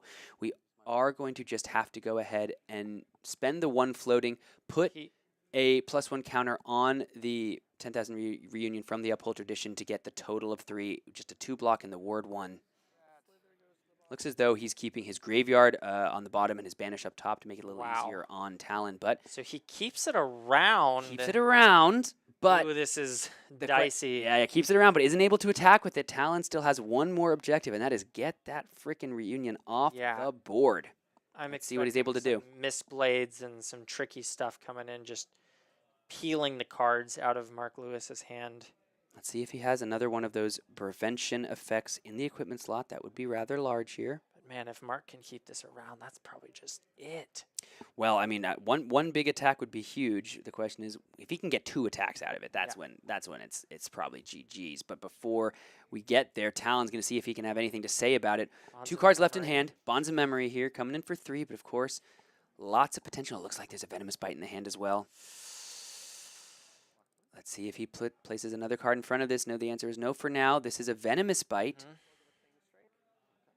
So giving it +3 and creating the Fang Strike in the hand. Does he have another defense react? He's got another Waning Vengeance. Okay. That's going to block for a total of 6. So now the question is, oh, this is tricky because now the Fang Strike's going to pump it up by 1. Uh-huh. Do we have another prevention effect in the equipment slot? But then is the Arousing Wave going to finish the job? We've got the Truths Retold here. Oh my god. That's going to go ahead and put a card on the bottom. That's now another instance of ward. So currently blocking 7 total. Spectral Shield? Yes, they don't share a name, right? No. Okay, but it looks like, yeah, Talon's just going to go ahead and let this resolve. We're cleaning, Blocking out the damage. we're cleaning up. No go again. on the Bonds Oh. of Memory. Oh, And that means the truth be told is going to hit. he the- is swinging hard right now. Yeah, I mean, I think Talon just has to take it. I will have to see, right? Might give a card or two, but Start finally. 11. if he can't get 11! rid of it, And it has go again It because has it has go a again. plus It's one gonna be counter. 12 He's able to total. come in with the Spectral Oh Shield my because it God. also has he is the getting Spectral Shield his is money's free. worth on this. It is not often you see a 10,000-year reunion make it to the point where you're swinging with it, but here it is, and you can Yeah. see Chris's face Yeah, like, oh my God. Mark had a little smile on the face there, like even I can't quite believe this is happening, but this is coming in for 11 with go again, and he's going to be able to come in with the Spectral Shield as well. And that'll mean taking 8. Taking 8 here. 11 minus 3. Yeah, Talon down to 11 after Big that swing. attack. 1, 2, 3, 4, 5, 6. Down at 10. And then a follow up with the free Spectral Shield. Yeah, that's just for 1, right? Yes, just for 1. I'll take the 1. I'll take the 1. At the end of the day, I've already taken 8. Yeah. Might as well. Talon Yeah, here. he's got to get rid of that.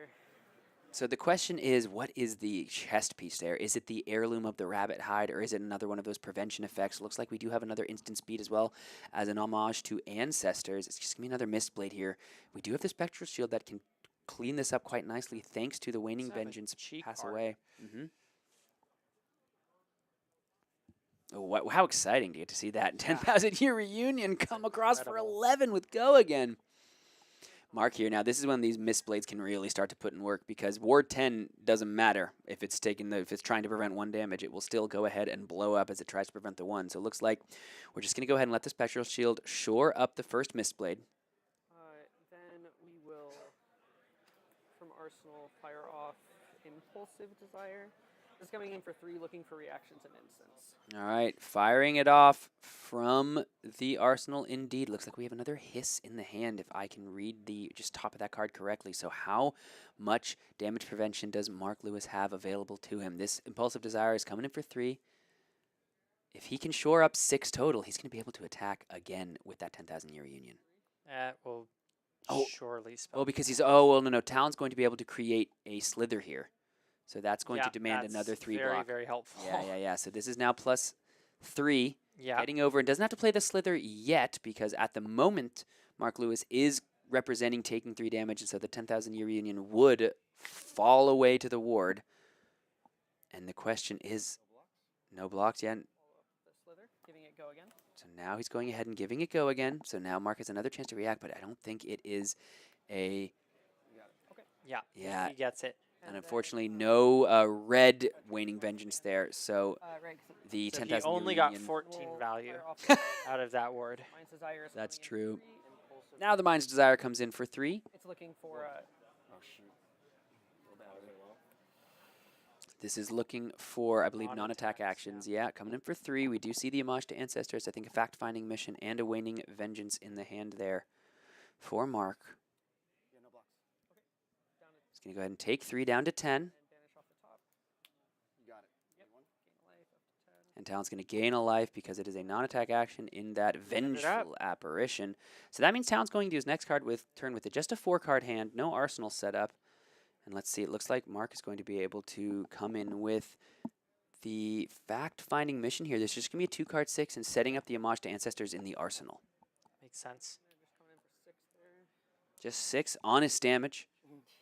Talon navigating his way through that 10,000-year reunion beautifully. Mm. Took him few turns, but he managed to get through with enough time to save the game. It's quite even now. And yeah, props to Mark Lewis for navigating the offense Yeah. there and keeping it around to swing in for a total of 12 on that turn.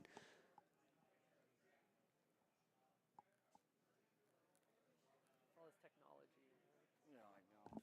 Looks like they might need help with the life total. No, look, they're figuring it out. So Talon down to 7 after taking the 3.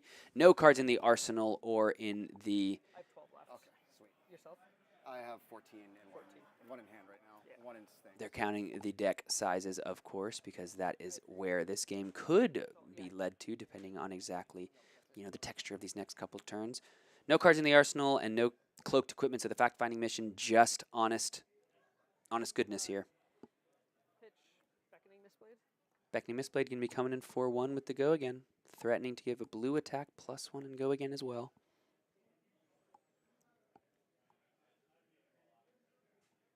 Mark just thinking about it. It's always so tricky to figure out how much value they're going to get with that on hit. It could be nothing, and it could be huge. And right here, yeah, no blue attack following it up. It's another Impulsive Desire looking for reaction in it, reactions and instants. Yeah. So Mark making the right call on the block on the Mistblade. And then That's blocking 3. Yeah, Clean. going to buy Single-Minded Desire. Or no, sorry, Essence of Ancestry. Now it's time for a Passover and then a response with an homage to Ancestor. So we're going to make 2 Chi here. That means 1 Spectral Shield with a +1 counter on the end of Talon's turn and 1 on the beginning of Mark's turn. So that's going to be 2 Spectral Shields That's coming big in. offense. Yeah. Mark's got a very dangerous deck on the attacking front. Lots of counters. Go again. And Mark also able to, I think, yeah, gain a life off the homage to Ancestor. So those 2 Chi are going to do a lot of work on this turn. Yeah, Talon. he's in a really good spot now with the way that turn. And before Talon's turn ends, let's go ahead and make a Spectral Shield with the +1 counter. Sorry about that. Oh, you don't have to say sorry for playing your deck, dude. That's Mark apologizing for how nice that play was, making those 2 Chi, saying, Sorry, listen, that I'm was- sorry, that was man. beautiful. Probably sucks for you, but Yeah. Talon saying, dude, don't apologize for playing your game. I respect the game, brother. Spectral Shield, this is 2 with Go Again for free, thanks to the Enigma discount of the hero ability. And that's going to buy a full 3 block out of Talon here. Stars of Flesh headed to the blocking. Goes ahead and makes another one. Just keep that chain going wide. Another 2 attack will be coming in shortly. We have 1 Spectral Shield from Mysteria and 1 from the Solana, right? Solana? Yeah. Solana here. That one's going Yeah. to be coming in. 2 also with Go Again. And then the Wounding Blow. Blow, yeah. So here we go. 4 more damage, threatening to put Talon down to 1 here. Looks like that's going to buy a second block out of Talon. Mm-hmm. But these Mistblades are going to do some, you know, they're going to put in a lot of work against the Spectral Shields. We're going to have to see. I mean, you know, once they've already attacked, it's 3 value per Chi spent. It's actually plus the effect on the card when you transcended. I think he's pretty happy to just sacrifice these. Yeah, we'll have to see. Talon's down to 4. You know, both players counted their deck size for a reason with Talon losing a couple cards here. Ooh, and except he's got a Battlefront Bastion. This could be exactly what he needs to keep the Spectral Shields alive. Yeah, when that defends alone, that's going to make the next Beckoning Mistblade attack significantly worse, so it looks as though that's not going to be where Talon wants to go. This is going to be a pick to pieces. Okay, that actually cuts through the Battlefront Bastion, excuse me, as Yeah. well. So he needs to block that. Let's see if he wants to pump it up by 1 thanks to the Arousing Must. Wave. Yeah, this is currently still not coming over, but the Arousing Wave would turn it into an attack for 5. Did because you it- catch what color the pick to Play- pieces was? Intimate Inducement. I think it's a red. Okay, so it's already, yeah, now it's coming in for 5. Now it's coming in for 5, and we get to look at the So top it's going to 4. go over and clear that board regardless. Unless he has another defense reaction in hand. It does not look like he does. He does have another Chi, though. Yeah. So he's putting that on because even though it's not blue, he's just getting it out of the deck. It just naturally itself doesn't Oh, have any true. defense. Yeah, You can that's a just good grab call. any card. It looks like he's going to just go ahead and cash in the Arousing Wave now, get the more damage across. Yeah. Block 3, take 3, lose both Spectral Shields, and unfortunately do not get the prevention from the Battlefield Bastion. So the pick to pieces have come in huge for both of these Lot of games for value on Talon that. here Really big against the play. Enigma. Clearing the board as well as dealing some damage. Unfortunately, I wish it's not up to me. There's a judge sitting right here. I Otherwise, know. I know. It's actually probably better. Am I good at move 10? Yeah, you're good. You're good. I it's,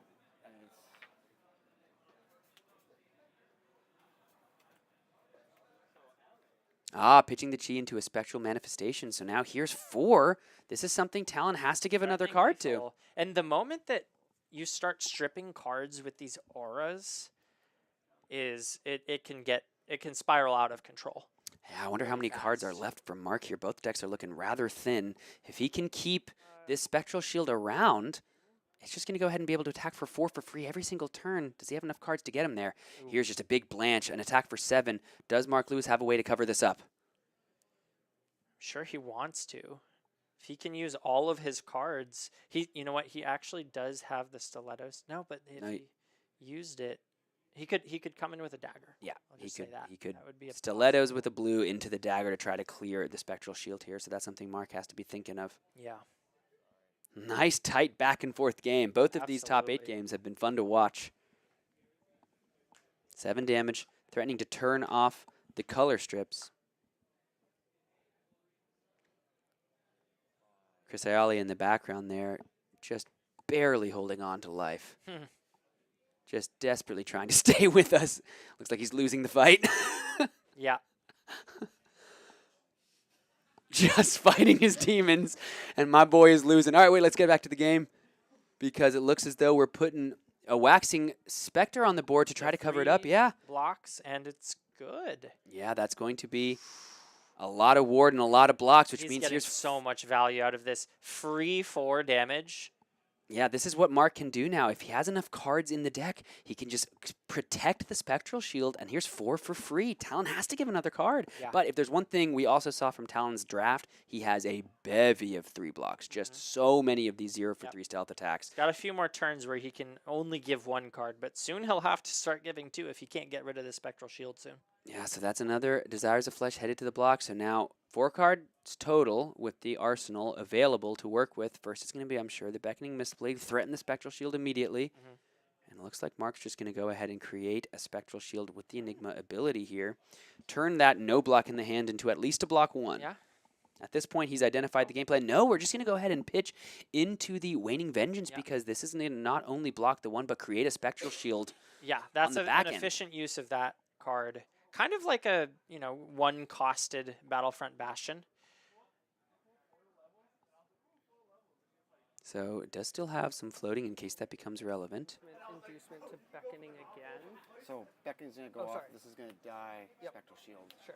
Yep, and then now another Beckoning Mistblade. That's going to eat the second Spectral Shield. So 2 cards left to work with. Looks like 1 is a Chi, however. So He let's may not be able to keep that spectral shield. We'll have to see. Yeah, we'll follow it up with a Rising Tide. This is coming in for 5.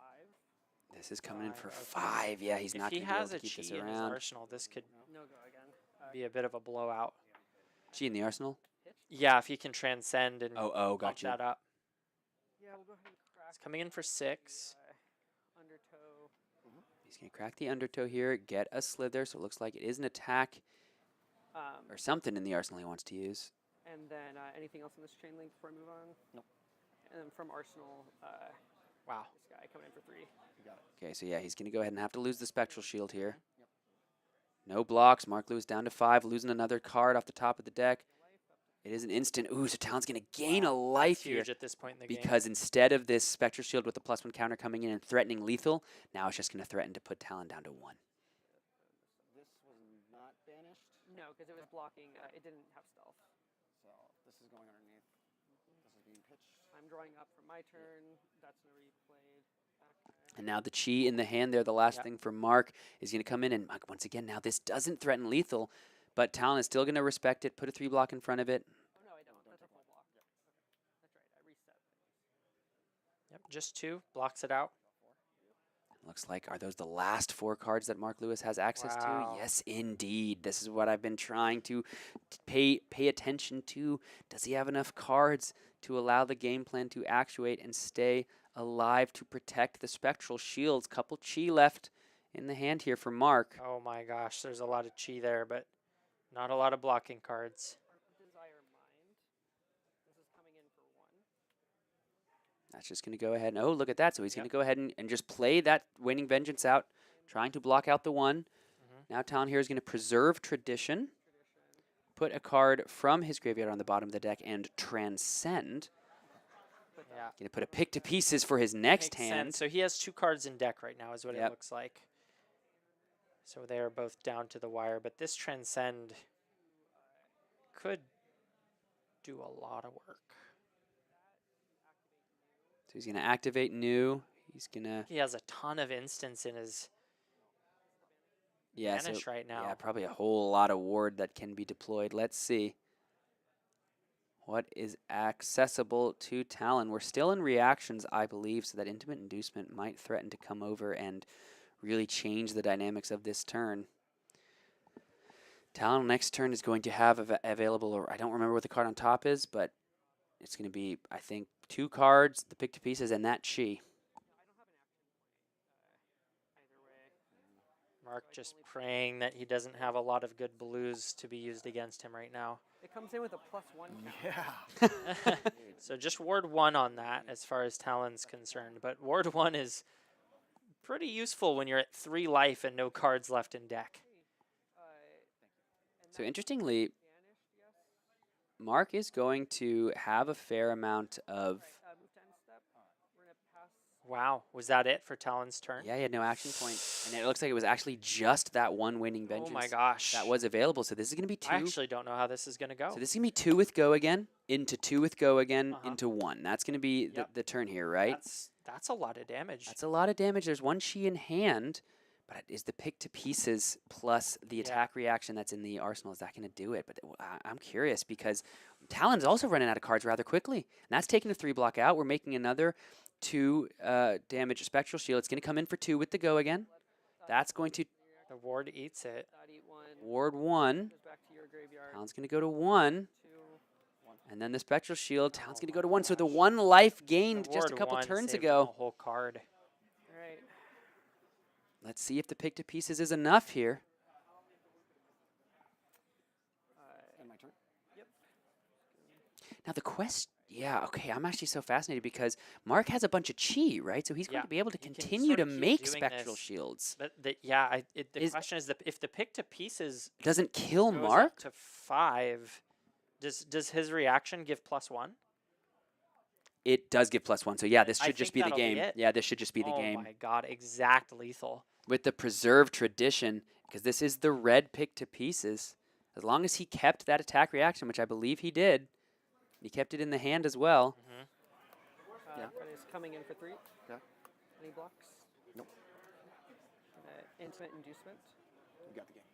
Yeah, and that's the game. Wow, +1 lethal. with the Intimate Inducement and +1 thanks to the pick to pieces. So the preserved tradition there is exactly what the doctor ordered. That was the last thing that Talon Stradley could do to keep himself alive in the AG Open top 8. He moves on to the finals. What an incredible game back and forth from both players. It's got to be one of the closest games I've ever seen in draft. Yeah, that was very, very exciting. Very, very close. We got to see a 10,000-year reunion resolved. We got to see it played. Both players played exceptionally well. Yep. And Talon, just that final preserved tradition to come through and the shore ward up the that he game. got out. It was crazy how he just scraped that together for the sneak win. Sheesh. Wow. What a game. That was sick. Wow.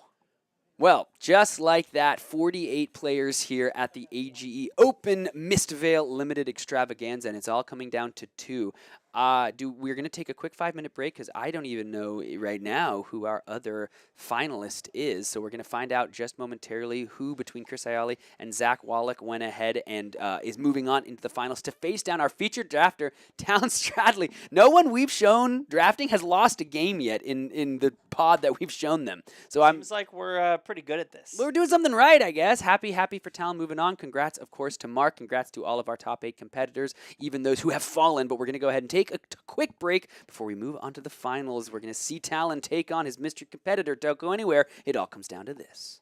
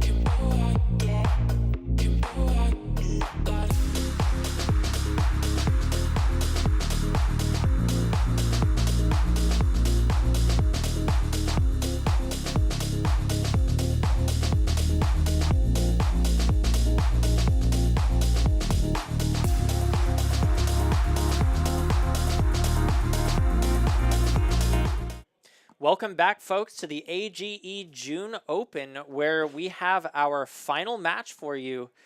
Coming up, we have Chris Iaali versus Talon Stradley, making it all the way to the finals, fighting through 48 people to get there. Tough matches. Oh, yeah. There were a lot of people playing today, and it is no coincidence that the two best Riptide players I know are at the finals. Of course, Chris is one of the best Riptide players you know. Of course. Victor, Riptide, what else does he have? He really just loves the Guardian class in general. Yeah, sounds like it. He likes this control-y. He does. You know. If he doesn't have a hammer in his hands, he does not want it. So Right. Makes sense. He's a big hammer and shield guy. Me too. Yeah. Swinger of hammers. Swinger of hammers. Right there. That should be Chris's title as well. Second swinger We of hammers. can bestow that upon him after this. Of course. If he takes it, yes. Part of the victory is they steal my name, actually including the top half. They become Michael Murray if they win. That is a blessing. It's great. Okay, Trust me. we'll take it. You want that name. I like my name too, but Michael Murray, it sounds like a superhero. Yeah, a little bit. Like It's Clark not, Kent, but it sounds like it. Peter Parker, Michael Murray. There we go. Hey, that sounds great. Yeah, I think the alliteration really gets it there. All right. So before we go into our matches, let's take a look at our top 8 here. Mark Lewis just fell to Talon, and Chris Iaali took the game against Zachary Wallach, leaving us with a new mirror in the finals. We have prizing on the line. The winner of this match will take home $400 and 30 AGE Open points. Second place will take home $200, 25. Third through fourth, who just fell, take 100, and fifth through eighth, who made it into the top 8, will take 50. And can you show us what else is available for first place? Of course, just like every AG Open, the winner gets this champion's medal. This Beautiful. time it says June because we are in the month of June. And to go alongside that, everyone can terrify their Kanos with this Arcane Lantern Coalfoil Extended Art. Absolutely beautiful. Of course. So we've got our top 8 here, and in just a few minutes we should go live. I'll leave that to the producer to let us know when that's going on. And you and I can hang out with the rest of our viewers. Quite a cool bracket. And Double riff. new making it to the end. Absolutely. Yeah, And 3 that, Enigma, 3 new. That 2 Talon Zen. match that we just watched was... Were you watching it over there? I was unfortunately not. You Yeah. missed a good one. It was so close. One of the closest There games they I've are. ever seen. Oh, yeah. And now he has to run it all back against a great player, Christopher Iaali. But Talon has been terrorizing the Age circuit so far. Yeah. He was telling us that he was scared that he couldn't play Riptide today, but here he is in Yeah. the finals again. Yeah, doing absolutely phenomenally. Just finished studying each other's deck lists. As you know, these are open deck lists due to the format. So get as much information as you can packed in there before the game starts. We have Chris Iaali going first, swinging the Mistblade to open. This is interesting. You got 2 non-cloaked equipment, arguably the best ones you can have in the class, and then you got 3 cloaked equipment on Chris's side. Yep. So this is like stealth versus just straight up brute power right here. Uh-huh. Here's 5. And Talon just blocking with the equipment early, probably wanting to make sure that he gets the value. Even though it's turn 1, or turn 0 rather.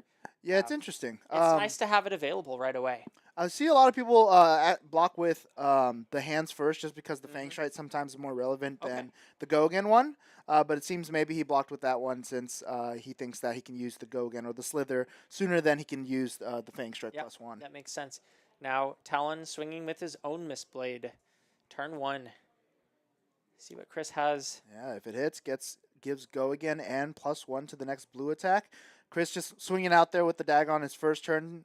This mirror might go down to fatigue, so trading a bunch of cards there is always good. Yeah, that's one of the interesting things about swinging those weapons early on turn 0. You get to strip some cards for free out of the opponent's hand. Yeah, and unfortunately, it wasn't a stealth attack, so Talon did not have to banish anything. Yeah. But looks like he blocked with just a couple 3 blocks. Chris debating here if he's going to block this one. Seems like he has a path well traveled in his hands. He's going to... Yep, just Decoy using the it. Kikoi on that. Nice efficient block, but he only has a few more chances to do that before he's out of equipment. And this is a pick to pieces coming in. 0 for 3.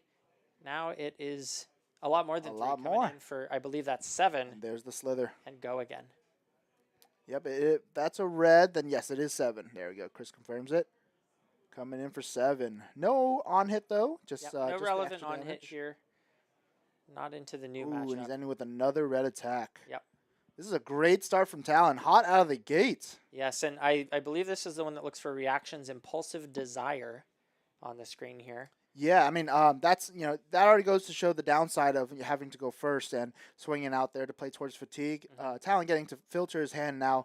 Perfect curve, has the blue, has the pick to pieces, two red attacks, and the perfect reaction to swing twice. Yeah. I mean, it's looking pretty bad here. Chris is definitely on the back foot, but if he has a good hand, maybe he can return some damage here. Yeah, he took a big blow there. I don't know if he was expecting that much damage to come out or if he simply loves his hand and wants to play aggressively in return. They're going to mic up. All right.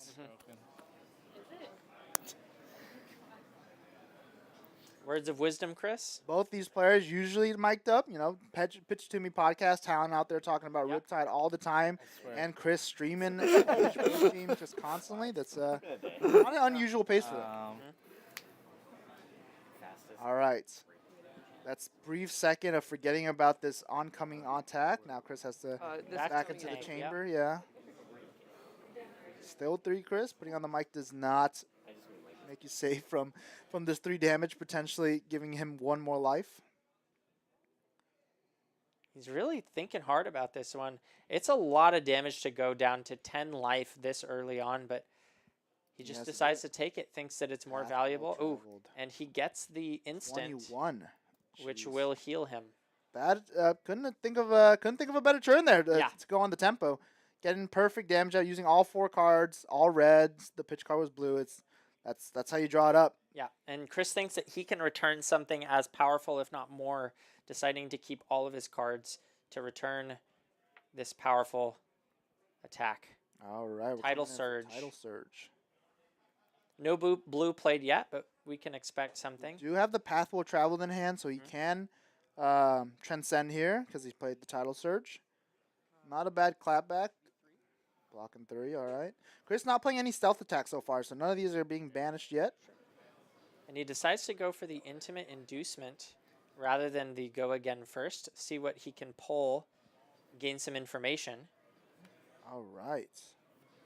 Adding that to the chain. Does not have block since Intimate Inducement makes the blue card block for nothing. Yep. Still not a stealth attack, so these are not going to be hitting the banish zone. Yeah, that's correct. You only banish cards on stealth attacks, and this is just a normal attack. He gives it go again then with a path well traveled. Still good pump since he plays another blue this turn. Not bad.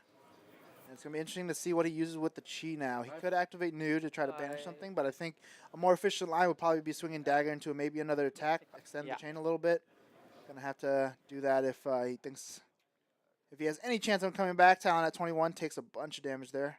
Going down to 16, taking a clean 5, and there it is, the dagger, just like you predicted. 1 card in arsenal. We'll say no block. I'll take 1. Taking 1. All right. Let's see what the arsenal card is. Should have 1 floating. Okay, he's passing. I wonder what it is in his arsenal then. Probably not a blue attack. If it was a blue attack, he probably would have swung there to get the 2 value. Maybe a defense reaction, saving it for a more critical on hit. Could also be his a reaction of his own. He just flashed it. It looked like a nimblism to me. Okay, that makes Barely sense. caught the That corner. makes sense then. That makes sense. Definitely cannot play that nimble. Oh, you can, but you lose a lot of damage there on the Tidal Surge. All right, starting with just another 1 from the dagger here. See what Chris does. Does have some equipment to spare, so if he feels like it, he can block 1 here, but he's still behind. Yeah. Still in a pretty big life deficit, so he's got to find definitely some damage to catch back up here. Man, it is tough to see those cards. It is. It's I am in the booth right now. I do not know what they all. Oh my god. Okay, so The blue ones are especially tough. The Tidal Surges, the droplets, all those ones. That's a little bit. Thank you, camera person. Yeah. That was insane. Yeah, it does. It looks like is it that the defense react? I do not think that's wash away. No, I think that is. Chris Hiller's cards. Well, maybe we'll see them soon because here is to go again. And Talon has another Yeah, red attack that's in his the hand, so this is waterfall going one. to I be think 2 it's the into 3. 2 cost. The dagger hitting here is pretty clutch. Gives Yeah. go again, and now he can play 2 stealth cards in a row, looking to banish a lot of stuff. Oh, that is wash away.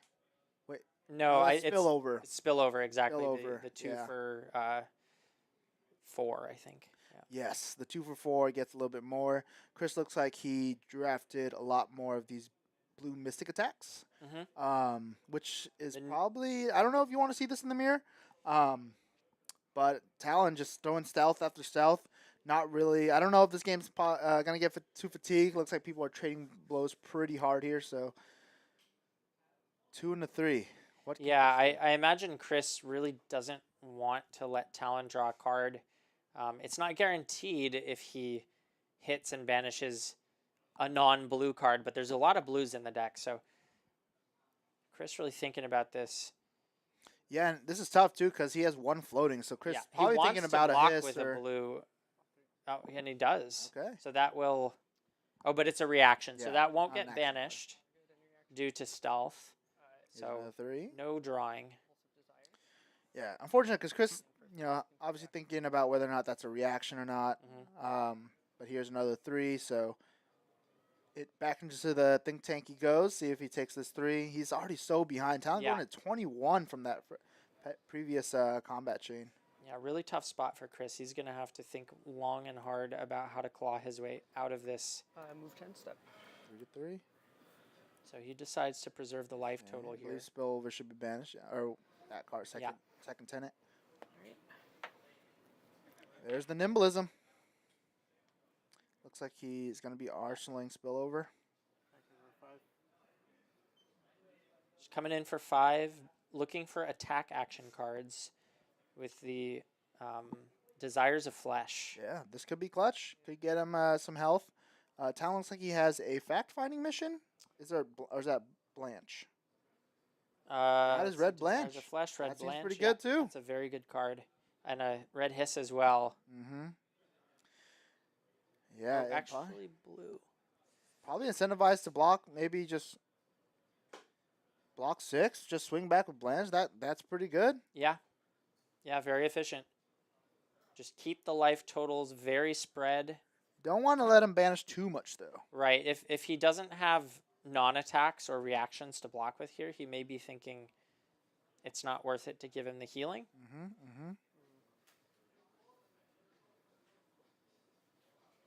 He does have the life to just let it hit. He does, yes. But he probably just, thinks that this is more worth just the block 3 with. Goes for the Get the block 3 with the block. attack, so Takes he 2. will allow Chris to heal. Tight chakra. Yeah. No attack on the top, so we'll only heal 1. Yep. Not too bad. All right, so we're going to see the Blanche come out here. He will arsenal. Oh, It was a yellow hiss. Hard to see the colors. it was yellow. So he's got to pitch both of those cards to the Blanche. So I a little see. less efficient than he would have liked to be. Still a red Blanche, though. And Rainbow Foil. Oof. That's some good stuff. Chris obviously having the blue attack in his arsenal, so this is definitely going to matter, this on hit. He won't get the full value if he lets any of this damage go through. So Chris thinking about it. Turns off the new daggers, too. This is it's a good attack to have in this situation, I think. Absolutely. I feel like Chris has been thinking about every single attack. This is how much pressure Talon's put on. Chris has to go into the think tank about every turn. Talon presenting so many different on hits. It's looking a little tough here. And if I knew anything about being exhausted, he's got to think through some pretty loud TV static while he gets through these turns. Oh yeah. He's not. Chris isn't feeling too awake anymore. He was kind of falling asleep in his last game there. It's been a long day for him. Very exhausted. A lot of flesh and blood, and maybe not quite enough sleep the night before. I offered to drive him. He didn't want to be part of the Team Honda pilot today. He said, "I'm not going to make it for the buff today." Turns out he didn't need it. Yeah. He actually took out Zach, who was a fellow member of the top 8, and Team Honda pilot. So he not only did not decline the invite for the Honda pilot, he destroyed it. Wow. Yes. Destroyer of fun, Christopher Iaali. Zach ended up drafting Enigma for the 3rd time. So that's great. Speaking from personal experience, me drafting Enigma train wreck every time. Maybe it's my gameplay, maybe it's me forcing Enigma, and then I'll walk up to the team, ask how everyone's doing. Hey guys, I'm Enigma again. I'm doing bad, and Zach's like, oh, me too. I'm 3-0, and I'm like, oh, sick, Zach. I'll if you need lunch, I'll get it for you. I'll Wow, while you're handing playing your 3 4-0, I'll cards get some over lunch. here, just saying, I don't want to take any more damage. Oh yeah, I mean, he's probably just gonna swing 5, right? There's nothing else he can do. Yeah. Nope, Oh. dagger. Okay. Oh wait, I think spillover costs 1, right? Spillover costs 2. Oh, okay. He probably just So, doesn't think that he can get more value, so just swinging kind the of dagger, resetting. takes the 1-point swing and gives Talon the 4-card hand again. Talon just snapped, didn't even block, didn't even care. So Yeah. he probably has another good hand to return with. Pitch Preserve tradition. beckoning. Ooh, did you see that? Mhm. He grabbed his right beckoning misplayed, and he's like, no, I actually want to attack with the left. That would have been a huge misplay. No, yeah, he Good of him to do catch not that. want to attack with the right one first. Mm-mm. It's always move from left to right, guys. Yeah. All you maniacs with tunic and your equipment on the right side, let's swap back to how Flesh and Blood should be played, please. And Chris thinking about the 1 again. He does have Battlefront Bastion. If he blocks with it, prevents the 1. That could be a good play here. Yeah. A very, very useful card. I can't see what color it is, but if I had to guess, I would say red. I think it's yellow. Wow. You have good eyes. Nope, it's red. Wow. I have good eyes. You have great eyes. Thank you. That was, yeah. Sniped That is- that one from a mile away. I mean, My girlfriend thinks I'm colorblind. If she's listening now. I might be colorblind. Yeah. Well, if we block with it anyways, it has the same effect, regardless of the color. So Fair enough. no blocks. All right, we're taking 1. Next blue attack will cost. We'll play. Will cost. Will Mind's Desire. get go again and +1. So this is. Two, Ooh, this is gonna be good. Another wide chain from Talon. with go again. 2 go again. I think every time he's hit with Mistblade, it is given a blue attack go again. This is a. Oh my gosh, we're So blocking. he wants with the to same send card. that. He wants the 3 for 7. Oh yeah. He's Follow it up with a impulsive desire. Just coming in for 3.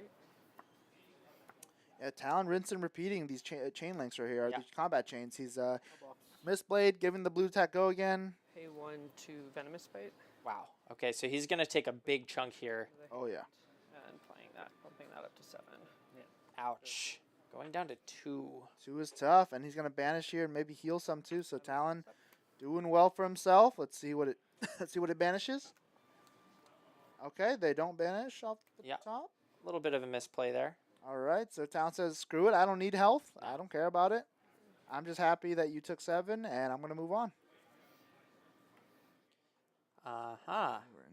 Is that a passover in his hand or? That is a drop in the ocean, so he's probably Drop gonna in the play it Okay. in link step, so it won't matter. Right. And get the buff. So he can transcend. Hmm. So he has the. Or maybe he has a aqua. I wasn't watching, but maybe he has the foots that give it go again. Right. That must be it. There we go. And then now he's gonna Battlefront Bastion for 7. Yeah. Uh-huh. So he gives it -1 and then +2, so Yep. a net of 1. Not bad. So net 1 still gets the damage through. And now he still has the cheese to play Battlefront Bastion. There Yeah. we go. And it's red. You called it. Here's another 7 damage. Not to be taken lightly, taking 7 here would put you down to 3. That's a dangerous place to be. hmm Similar to Chris's spot, but if Talon has any sort of retaliation, it could be lethal here for Chris. 3 cards in hand. Looking to give up 1, it looks like. And the equipment. There we go, blocking 4. So at that low of life, the alluring wave is very dangerous, and Chris needs to make sure not to forget that that's on the table. His 2 life is effectively 1 at the moment. I mean, Talon missing that trigger on the banish could come Yeah. back to bite him here. It could. And there's One one on one. damage coming through. Aqualapse. Clutch, nicely so timed. clutch. Yeah. The Aqualapse. Give and go again now is defending the beckoning misplay. Doesn't matter at all anyway because here comes the desire. Hidden for 3. Wasn't going to get buffed anyway because the misblade, that's not a blue card. So just coming in for 3 anyway. Yeah. But Chris still has the block. He is not, he's not at a life total where he can take 3, believe it or not. Yeah. And he's got to worry even about the +1 reaction. So he can't just block 2 either.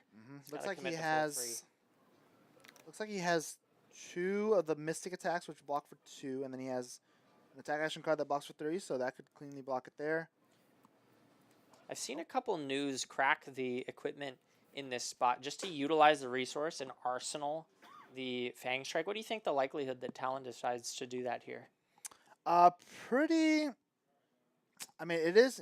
Chris is on 2, so I would think it's pretty likely. Okay. Unless you got stuff like Double Trouble, where you need the 2 reactions. Right. But the fact that you have 2 of those, you probably want to just go grab the Fang Strike or go grab the Slither. Depending on your deck composition, you probably want to just have an arsenal. Yeah, there. rather than waste the floating resource there, just be Exactly. really efficient, grab that card, put it in the arsenal. And it's a lot cleaner too because Yeah. if you just have 1, it allows you to kind of round out your blues a little bit better with swinging, beckoning, misblade.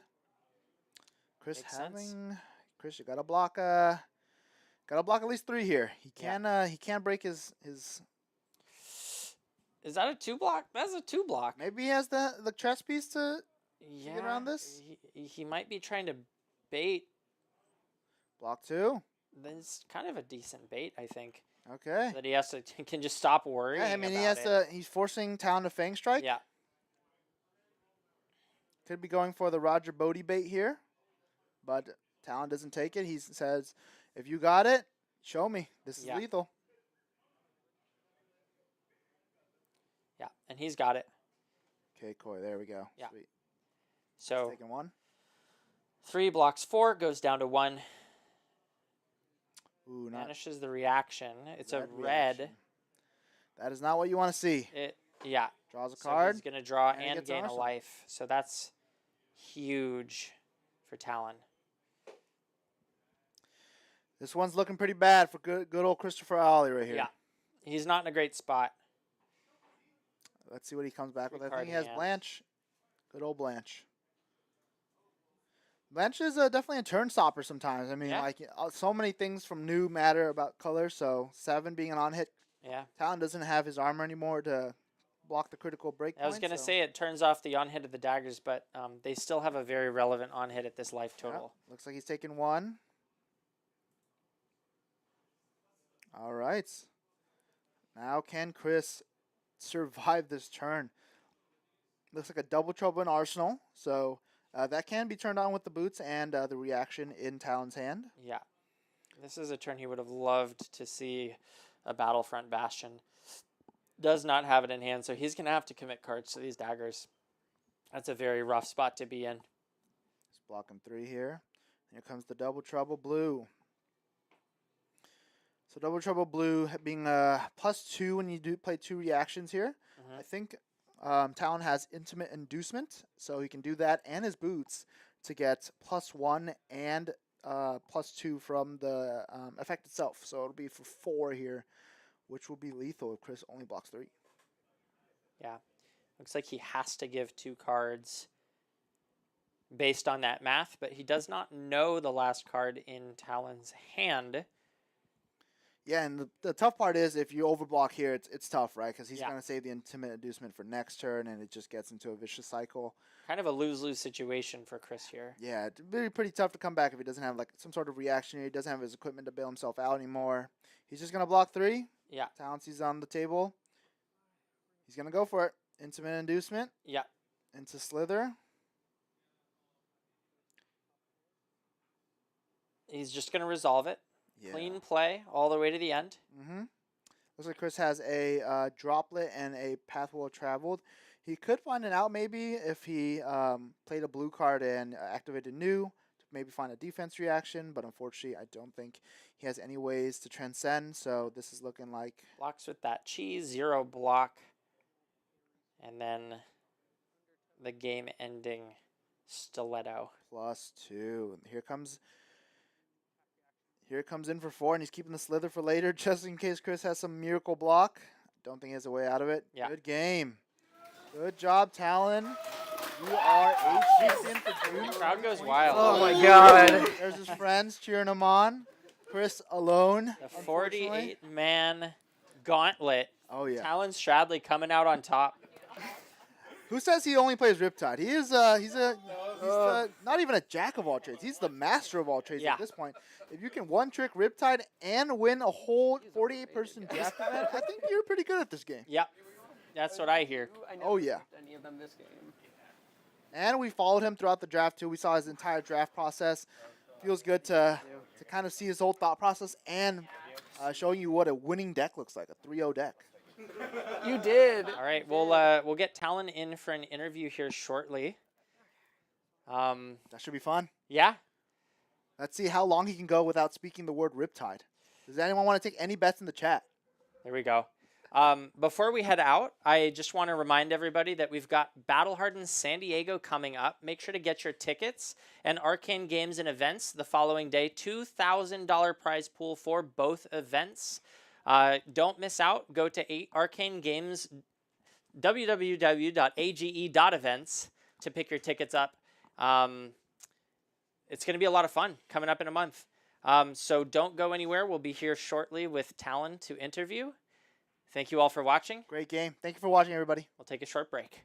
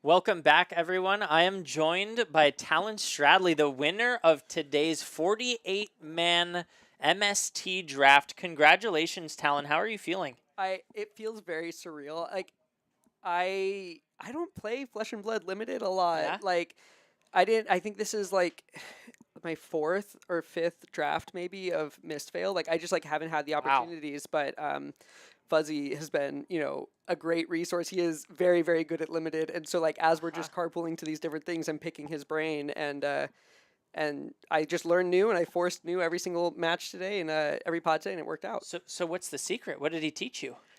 One chi. One chi. Yeah. Only one. Only one. Because like you don't need like you're not constantly using the chi like with Zen or like with Enigma. Mm-hmm. You're really only using it for like maybe one big turn towards the end. And so that's why you saw like I was able to get that one turn off in the first game. Yeah, that was a huge transcend. Yeah, and then on the last game, I didn't transcend any of my cards. I just used them as blues. Against New, I put in like an additional one just in case she gets one of them on a banish or something. But yeah, and then you just like three blocks, you know, and kind of play it out. I don't have enough to like give advice to people on this. It's just it's space that I'm comfortable in. Like Nu is a very grindy hero. She's in the reaction step, and as like a dedicated Riptide main, like those are spaces that I'm very comfortable in. So can you give us like the rundown, the story of how you got to the finals? Yeah, so my my first pod, and remember, I went in here. I'm like, I'm gonna force Nu. Like I'm like that's what that's what I'm doing. And my first pod, I was the only Nu. I started picking Nu cards early. We had 4 Zens. So on top of that luck, I also paired into the three of the 4 Zens. So I didn't even hit any of the Enigmas that had a little bit of a better card pool. So that led to a 3-0 in the first pod. Second pod was rougher. Like I had an all right pool. I took a game against the Mirror that locked me in for the top 8. But again, you sort of forced Nu. What was your sort of decision to force Nu rather than another deck? Well, I have done one draft with Enigma and I hated it. Like I am not an illusionist player. It doesn't click the turns. I'm like, let's keep it basic. And then Ninja, like, I don't know. I just don't like ninjas. But so it's like Nu is like a cool hero. I like playing her, and so that's just kind of where I'm gonna put myself. All right. So the strategy is force Nu. You heard it here first. The strategy is have fun. Play what you The enjoy. strategy is have fun. You heard it here first. Can you show off what you won here? Oh my god, I won this extended art Arcane lantern here, cold foil, very fancy, and then also this June AGE champion medal. I did not think I was going to win this at all. I told Fuzzy on the drive over, I'm like, if I go 3-3, I will be happy. And so to end with my first real tournament win, I've never won a PQ, never won an RTN, never won an Armory. So this is like the first tournament that I have won. Yeah. And you played it brilliantly. I know you were sort of talking about how you kind of got lucky and got to face the Zens, but you faced some top level Enigmas in the finals there. Yeah. How did those games feel for you? Very nerve-wracking. Sure. It's like as a Riptide player, I feel like I haven't learned how to play against illusionists because the matchup is just so tough. Yeah. And so MST draft it's supposed to be tough for Nu too. Yeah. I mean, I think I just got lucky. I mean, you saw in that last one with That didn't look like luck to me, my friend. It was the way that you pieced that turn together, the pick to pieces, you put it back in your deck, and you cleared his board exact lethal, plus the ward that kept you alive. It was artful. That is all from my Riptide playing. I mean, like phenomenal. We're constantly going to time with that decks, and I'm using Codex or Remembrance to like set up these terms, and so I just have an eye for it. And like I say that I'm lucky. It's a card game. Everyone needs luck. I do think that I'm skilled enough to take advantage of the luck. Looked like a lot of skill from where we were sitting. Seriously, it was a beautiful, beautiful turn. Really cool game in the semis for you to clinch it out and then come and then win the finals. Yeah, it's surreal and very exciting. Awesome. And I'm proud of how I played in those final matches. My second pod, I was playing very clunkily. I don't think there was any like super major misplays in the top 8 run, which I love to see. That's fantastic. Pitch It To Me podcast. Yeah. So this is the team that you sort of practiced with. Yeah. So Fuzzy, who's also in the top 8, Clark, who is 9th, and Joel, who ditched us for a Digimon tournament, are the he pulled like a $700 card there. So like, go off. That's a win too. Exactly. But the 3 of them host the podcast. It's about flesh and blood design. My favorite like log line for it is it's the kind of conversations you have in between rounds at Armories. So I help out kind of behind the scenes with some of the bigger direction stuff. And this Sunday is actually they're doing a live stream. So tomorrow, a live stream for their 1-year anniversary of producing the show. Awesome. So, 1-year anniversary live stream. How can they find that? Subscribe to the Pitch It To Me podcast YouTube channel and make sure to put on the notifications for that live stream and everything. And I'll be moderating Ring the chat. bell notifications. Yeah, I don't know smash how the to do like this. button. Smash it. There shouldn't be a like button by the time you're done smashing it. That's right. Yeah. That should be a pulverized crater. All broken for the live stream. Yeah. Awesome. Is there anything else you want to tell us about? Talk about? Man, I'm ready to play Riptide again. I'm ready for awesome. for July. You know, I gotta say, I was just in there. We did a draft cube. I drafted Riptide. There you go. I did not do you proud. I'm so sorry. He's hard and limited. I did a Heat Seeker into top of the deck. It was Razor Reflex. Okay. No Trench. Did you have a New Horizon? Nope. They shouldn't have run Game- Heatseeker. I'm sorry. Game was over. Yeah, that's I rough. lost the game on the That's- spot. That is For rough. those of you who don't know at home, that means that I could no longer clear my arsenal to play any arrows. I Yeah. had 3 death touches, which I can also not play. Ugh. So lost the game. Heatseeker's a rough one. That's a tricky I one. felt the spirit of Talon cry from the heavens as it happened. You gotta watch. Hopefully out you're for not that. too disappointed in Oh, me. not at all. Heatseeker is a very tempting card. I've been Yeah. this close to doing that exact thing, but Yeah. yeah. Cool. Well, thank you so much for joining us. Thank you you for having all at home so much for joining us. I hope you had a wonderful time watching the AGE June Open. Remember to get your tickets for Battleheart in San Diego and AGE San Diego, both coming up in the end of August, August 24th and 25th. Get your tickets at age.events. Thank you all for joining us. Have a wonderful rest of your night.